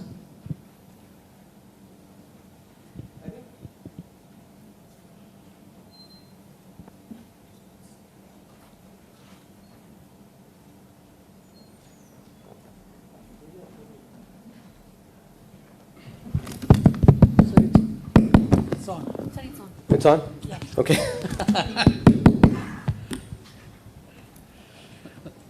So, firstly, I think that's a very good question. It's the first time that I'm actually getting a question, like this. See, I don't think at the country level there is a threshold in the sense, and I say it both in a positive and a negative manner, that you have to continue working hard to be able to keep growing at 8%. There are those politicians, I'm sure you read about in the newspapers, who say, India becoming the 5th largest economy or then going on to become the 3rd largest economy. That is something that is absolutely, what is the big deal about it? If poor economies anyway grow. I don't think that is correct. I'll give you there was this concept of BRICS, it still is. If you look at the BRICS economies, which were talked about around 2007, 2008 as basically the next, the stars of the global economy. Of those countries, India is the only one that has actually sustained to grow. Has had sustained growth. Brazil, you look at of that, Russia, Indonesia, in many of these countries, even for instance, among other emerging economies, if you take for instance Turkey, Brazil and Turkey have had real output declines and Indonesia not that high growth. China's growth is now flagging off, right? So it's not obvious at all that growth is assured. You have to continue working hard. I think that is something which is, so I don't think in economic research there is, or in macroeconomics, there is no threshold. If you look at, for instance, the growth of the US economy itself, right, to about 22, 23 trillion economy now, productivity shocks that have come about as basically what has delivered growth. They keep pursuing new drivers for growth like the chat, artificial AI now, generative AI, etc., artificial intelligence, generative AI. These are, so I think it is important. And here I want to actually, because you asked me this, right, I want to put the spotlight on states and the importance of reforms to be done by states. We are in Maharashtra, one of the most developed states in the country. I didn't have time to cover this, but it's there in the book, the importance of manufacturing. If you take manufacturing, and there may be people who might actually be involved in manufacturing, what are the inputs that are required for manufacturing? There are 6 of a factory, labor to work in the factory. You need power. You need logistics because you need to actually transport your, you need economies of scale to be able to have the right scale to reduce your average costs. You need capital, right? Of these 6 inputs, if you look at, except for capital, every other input is essentially the state's responsibility. Land. And I want to actually use this platform to put the focus here. When the central government's budget is presented, I had the privilege of being involved in 4 budgets and going and explaining the logic behind the budget. That's good. Absolutely ask us questions. I mean, you used to ask us, and now others, the Honorable Finance Minister goes and explains. Lots of questions are asked. Fair enough, absolutely, in a democracy it should be asked. But tell me one instance of state government's budget being presented and the Chief Minister or the Finance Minister being asked the question, Saab, aapne land acquisition ke liye kya kiya hai? Land acquisition आसान बनाने के लिए आपने क्या किया है? Labour hiring करने के लिए आपने क्या किया है? क्या रिफॉर्म्स किए हैं? ट्रांसपोर्टेशन, आज सुबह actually when I was coming and this, I'm saying this in Hindi so that if the politicians are listening, they can listen to this. Goregaon से मुझे बीकेसी आने में 8:30 बजे में निकला, 1.5 घंटा से ज्यादा लगा. 11 किलोमीटर का दूरी है वो, 11-12 किलोमीटर. मीलों में कितना होता है? 7 मील, मे बी 6 मील, 7 मील. वॉशिंगटन डीसी या किसी और देश में कहीं भी ले लो, 6 मील का 7 मील का जो डिस्टेंस है आप 15 मिनट में कवर करोगे. 15 मिनट. यदि एक्चुअली आप सोच के देखो, आप सब लोग यहां पे जो हैं, यदि आप सुबह 1.5 घंटा बिताते हो घर से ऑफिस आने के लिए, शाम को दोबारा जाने के लिए और 1.5 घंटा बिताते हो, और यदि मुख्यमंत्री और हम जो वित्त मंत्री ये सब हैं, इस पे काम करें कि हमारे रोड्स जो इतना समय लगता है, एक बारिश होती है तो सारा पॉटहोल्स बन जाता है जिससे ट्रैफिक बहुत स्लो होती है. तो इस पे यदि ये प्रश्न हम पूछें, हमें पूछना है प्रश्न कि साहब आपका क्या प्लान है. आज के तारीख तो गोरेगांव से बीकेसी आने में 1.5 घंटा लगता है. अगले साल आप उसको 1 घंटा करेंगे क्या? उसके अगले साल आप उसको 40 मिनट करेंगे क्या? मेरे पास गूगल मैप्स का डेटा है, मैं आपको दिखाता हूं कितना समय लगता है एवरेज में. क्या कर रहे हैं आप इसके लिए? हमारी क्वालिटी ऑफ लाइफ. क्योंकि यदि आप सिर्फ आधे घंटे में आ जाते हैं, जाने के लिए आधा घंटा, वापस आने के लिए आधा घंटा, तो आपका 2 घंटा कम से कम बचता है. वो 2 घंटा आप एक्चुअली अपने बच्चों के साथ बिता सकते हो, अपने परिवार के साथ बिता सकते हो, आपकी क्वालिटी ऑफ लाइफ इंप्रूव होगी. ये प्रश्न हम पूछते हैं क्या?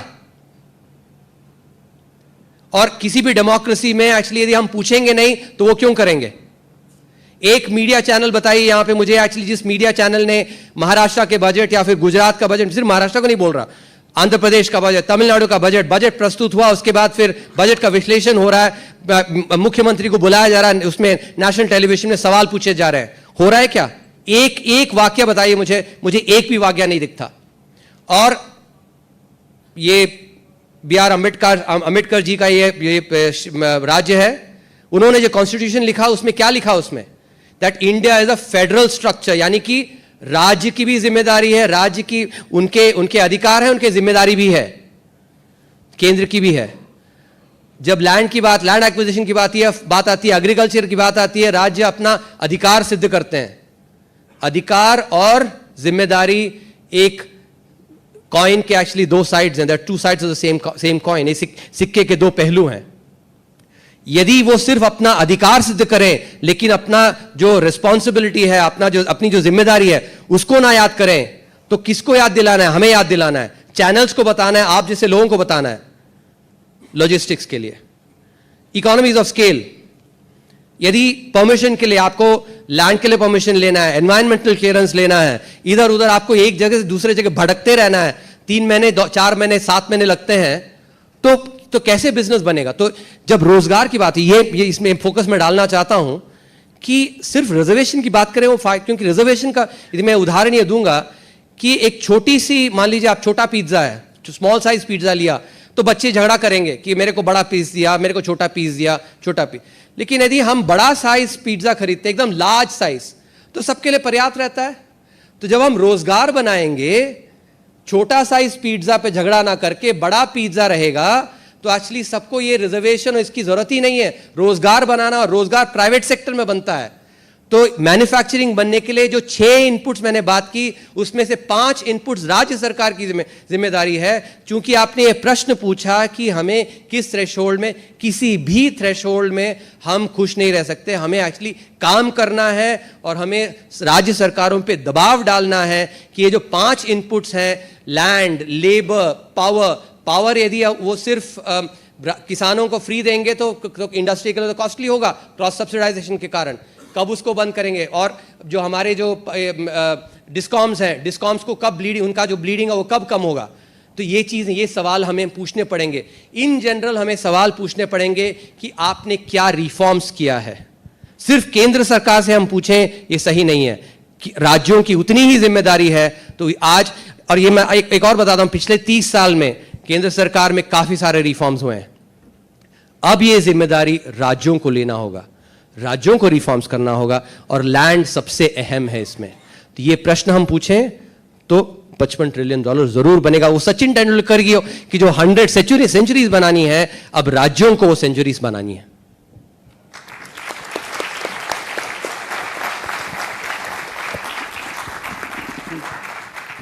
Thank you very much for that invigorating answer. Now I'm more confident of asking my question boldly. Please help us understand what a doubling of an economy means.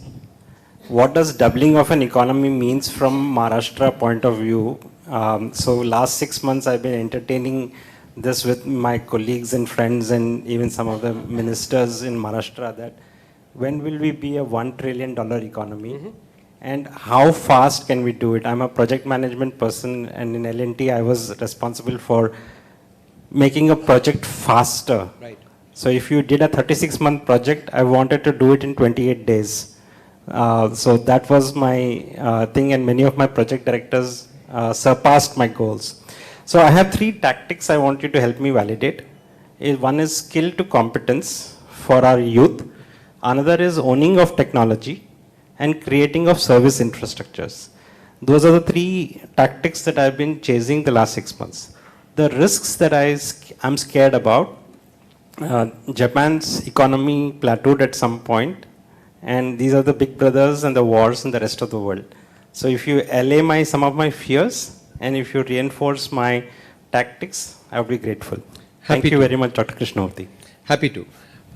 So first, I think your first part of the question is a brilliant one. Every state needs to set its goal. Maharashtra, I haven't checked the numbers. I'm guessing the GDP, state GDP would be about 250 billion. 420 billion. Okay, 420. Okay. So let me use that. Which means that, Maharashtra's GDP needs to grow 2.5 times in order to become a $1 trillion economy. So I would say, therefore, that using the same 8% rate of growth that I've actually projected for India, same, 5% inflation, 1% rate of depreciation, so 12% growth in nominal terms, 2.5 times, so that's doubling in 6 years, which means, and because it has to go to 2.5, so let's say add another couple of years. So we are in 2024. I think Maharashtra should be setting a target of 1 trillion by about 2032. 2032, 2033. And from there on, another 14 odd years to 2047. So I would therefore say that at least 2 more doublings, at least, which means Maharashtra's target should be about a $5 trillion economy in 2047. And in my opinion, every state should be setting a target for 2047. Maharashtra's target should be, as I said, 2032, 33, 1 trillion, and about 5 trillion by 2047. It's one of the most, developed states, and this is something that, now, the things that you've spoken about, I've covered those in great detail in the book, India at 100, across 27 chapters. Please read, and I think you will find a lot of validation for what you've asked in being able to, I think on skilling, many of these areas, I think definitely has to be done. I think I'll end by, your question in fact complemented very beautifully the previous gentleman's question as well, by putting the onus, and I think every state now needs to come up with its vision for India at 100, 2047, and also lay out what are the reforms they will do. And therefore, all of us should start asking when the budget gets presented, what are the reforms? And when the new government will get sworn in, I hope that there will be a reform agenda. If the central government sets a 100-day agenda for reforms, why shouldn't a state government set it as well? And in fact, the first year is actually the best time for reforms in general. So I hope that the new government that comes into power will do this.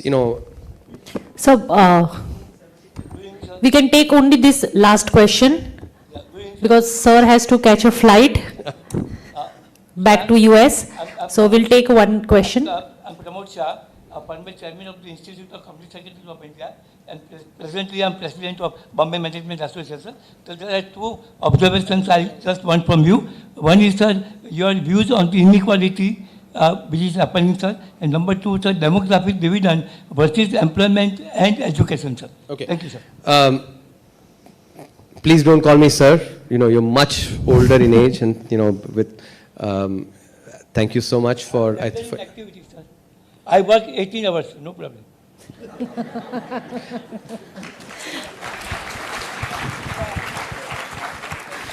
in that case, you're certainly an inspiration. I hope I can also continue working the same way,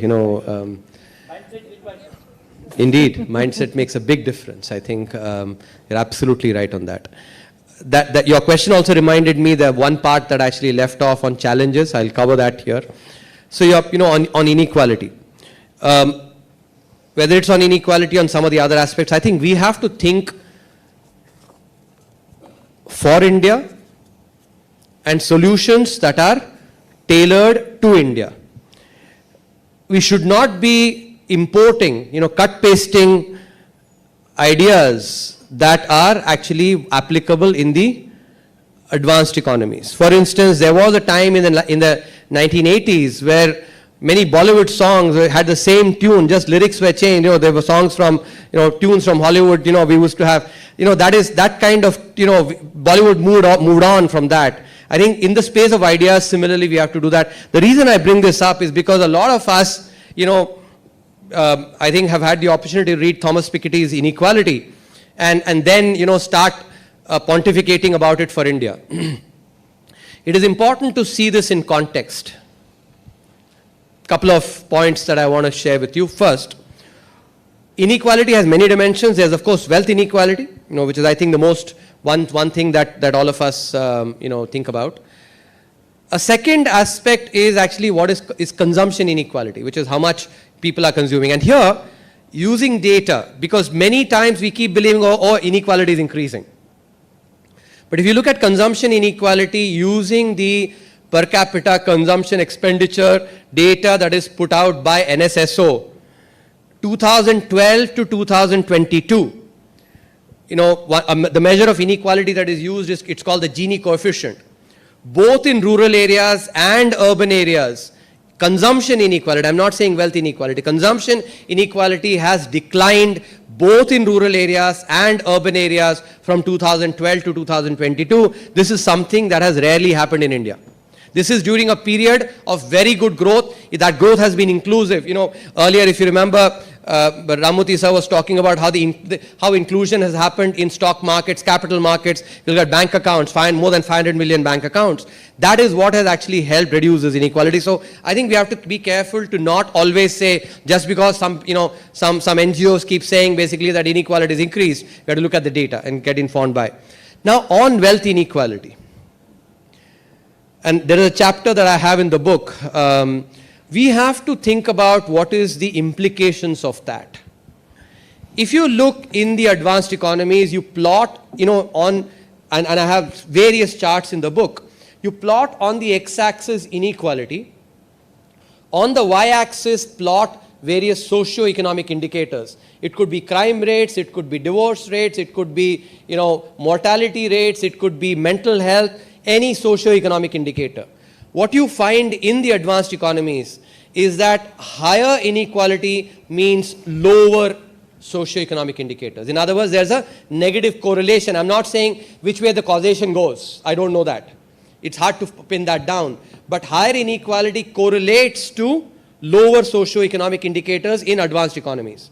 When you do the same exercise for India, which is important so that we are guided by data, we're guided by evidence. When you do the same, keep inequality on the x-axis, socio-economic indicators on the y-axis, same indicators, you see absolutely no correlation of socio-economic indicators to inequality. And this is a very important learning for us because we are a country which is growing very fast. And growth reduces poverty, absolute poverty, by far the most.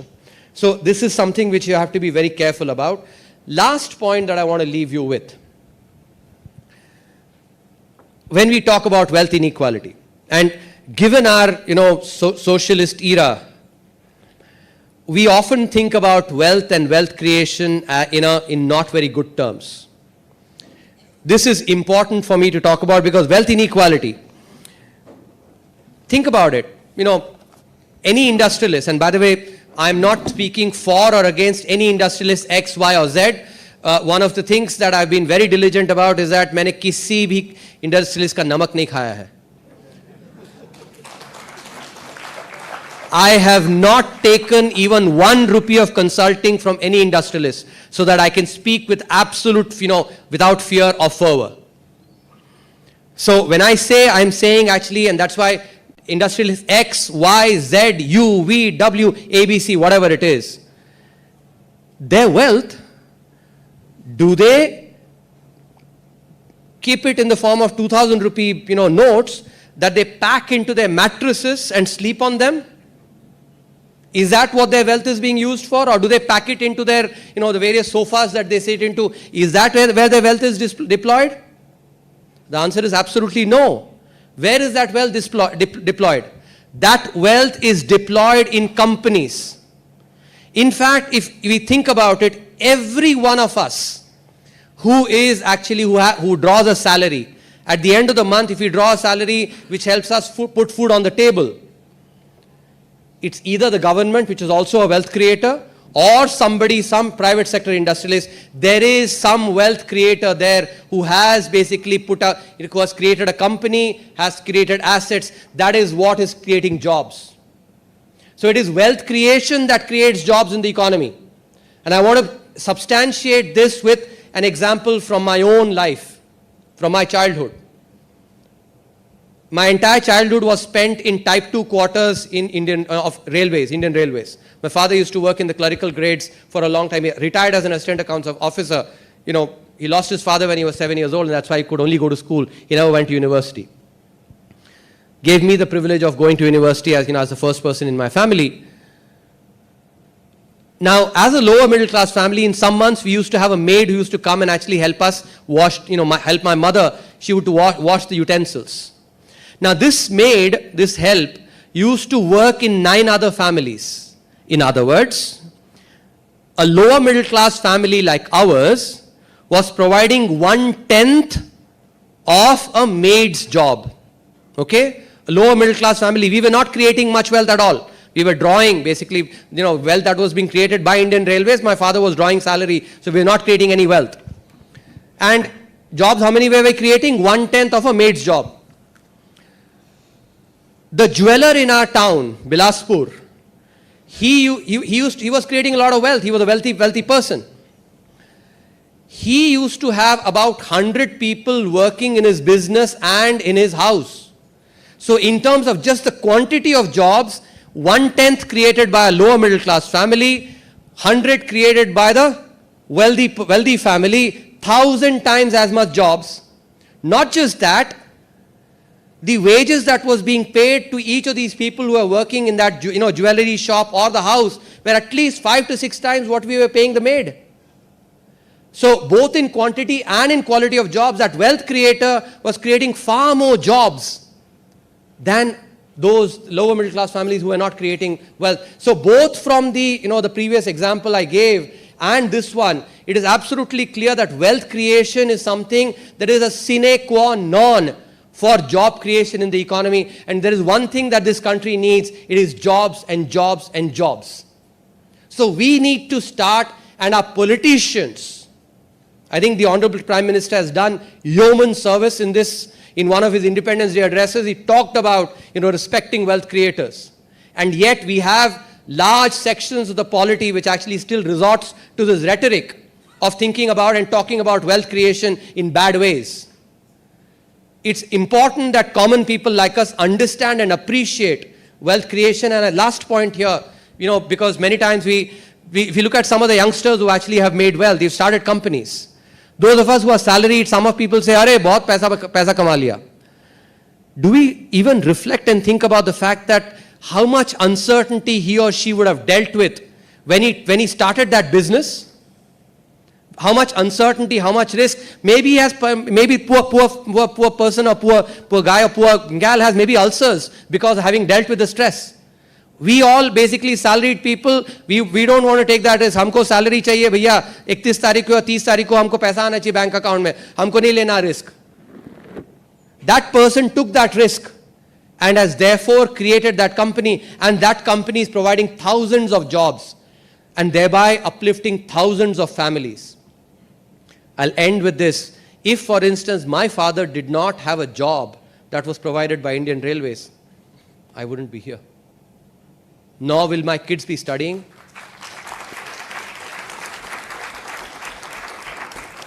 So first and foremost, In this country, we need to respect the wealth creators. By far, they provide the biggest national service. And as I say, I have not taken a single rupee from any wealth creator. It is just that in the interest of the country, more than even policymakers, more than even anybody else, in government, it is the wealth creators that are basically doing the biggest service for the country by providing jobs in the economy. This is something that is important because when we talk about wealth inequality, we do not bring this dimension into effect, which is important to keep in mind.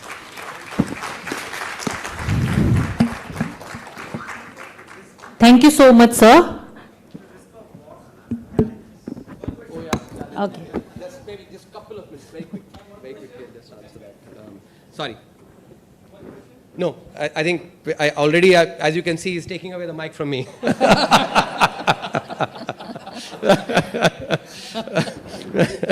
So, in terms of negative or risk factors, I think climate change, and I've covered that. Deglobalization, industrial policy in advanced economies, all those are risk factors, which can reduce growth from maybe 7% to 6%, instead of 8% to 7% or 6%. I've covered that scenario. Even if we grow at 6% on average, we'll still be close to almost 30 trillion, and our GDP per capita will be close to $20,000. I will not be happy with that, but many others might be happy. I'll be happy if we actually deliver that 8% growth and become the Sachin Tendulkar of the global economy. Sir, you can interact with sir after this. Yeah. Thank you so much, Dr. Krishnamurthy ji, for your inspiring and thought-provoking words. We are truly grateful for your presence and for taking the time to share such an invaluable insight with us. Now, to conclude this wonderful evening, I would like to invite MEDC State Committee Chairman for Infrastructure and Housing, Ms. Ujjwala Haure, to propose a vote of thanks.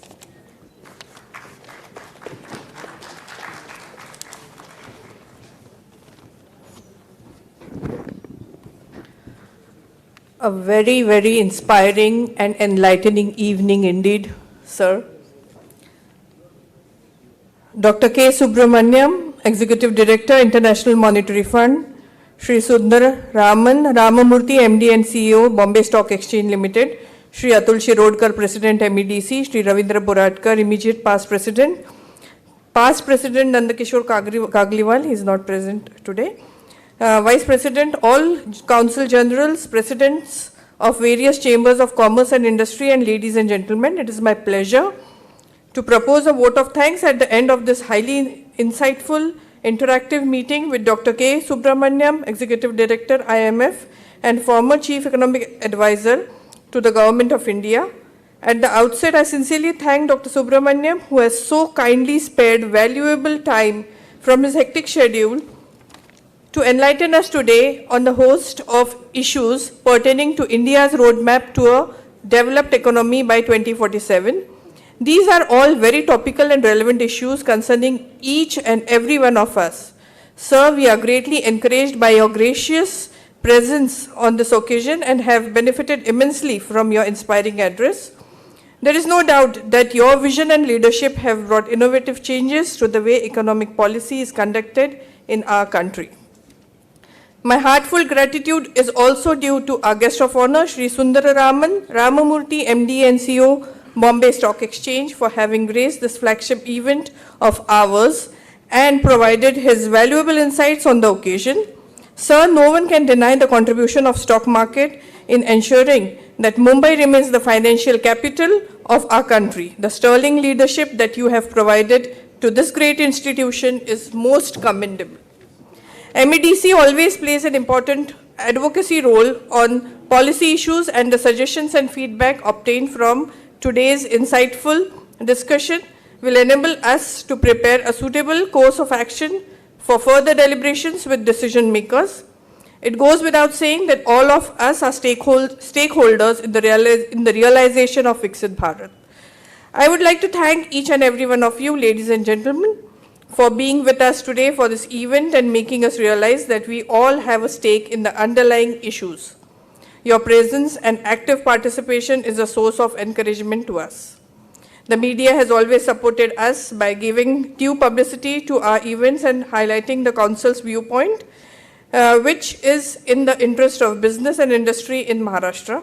My sincere thanks are due to all the representatives of the electronic media and print media, as well as our advertisers. A special mention of New India Assurance and our media partner business standard needs to be made in this regard. This vote of thanks would be incomplete without making a mention of the efforts put in by my colleagues at the MEDC, including the dedicated secretariat and all the supporting staff who worked silently behind the scenes to ensure its success. It is through such interactions that a considered opinion is created, which helps the Council in evolving its plan of action to address the complex socio-economic issues pertaining to the holistic development of both Maharashtra and India. I'm sure that today's interaction is yet another step in that direction. I thank you all once again for your support and hope to see you at our forthcoming events. Please join us for the tea. Thank you so much.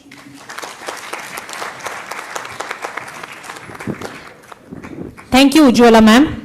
Thank you everyone for your gracious presence. We look forward to seeing you in Pune in our Entrepreneur Conclave 2025. Have a wonderful evening.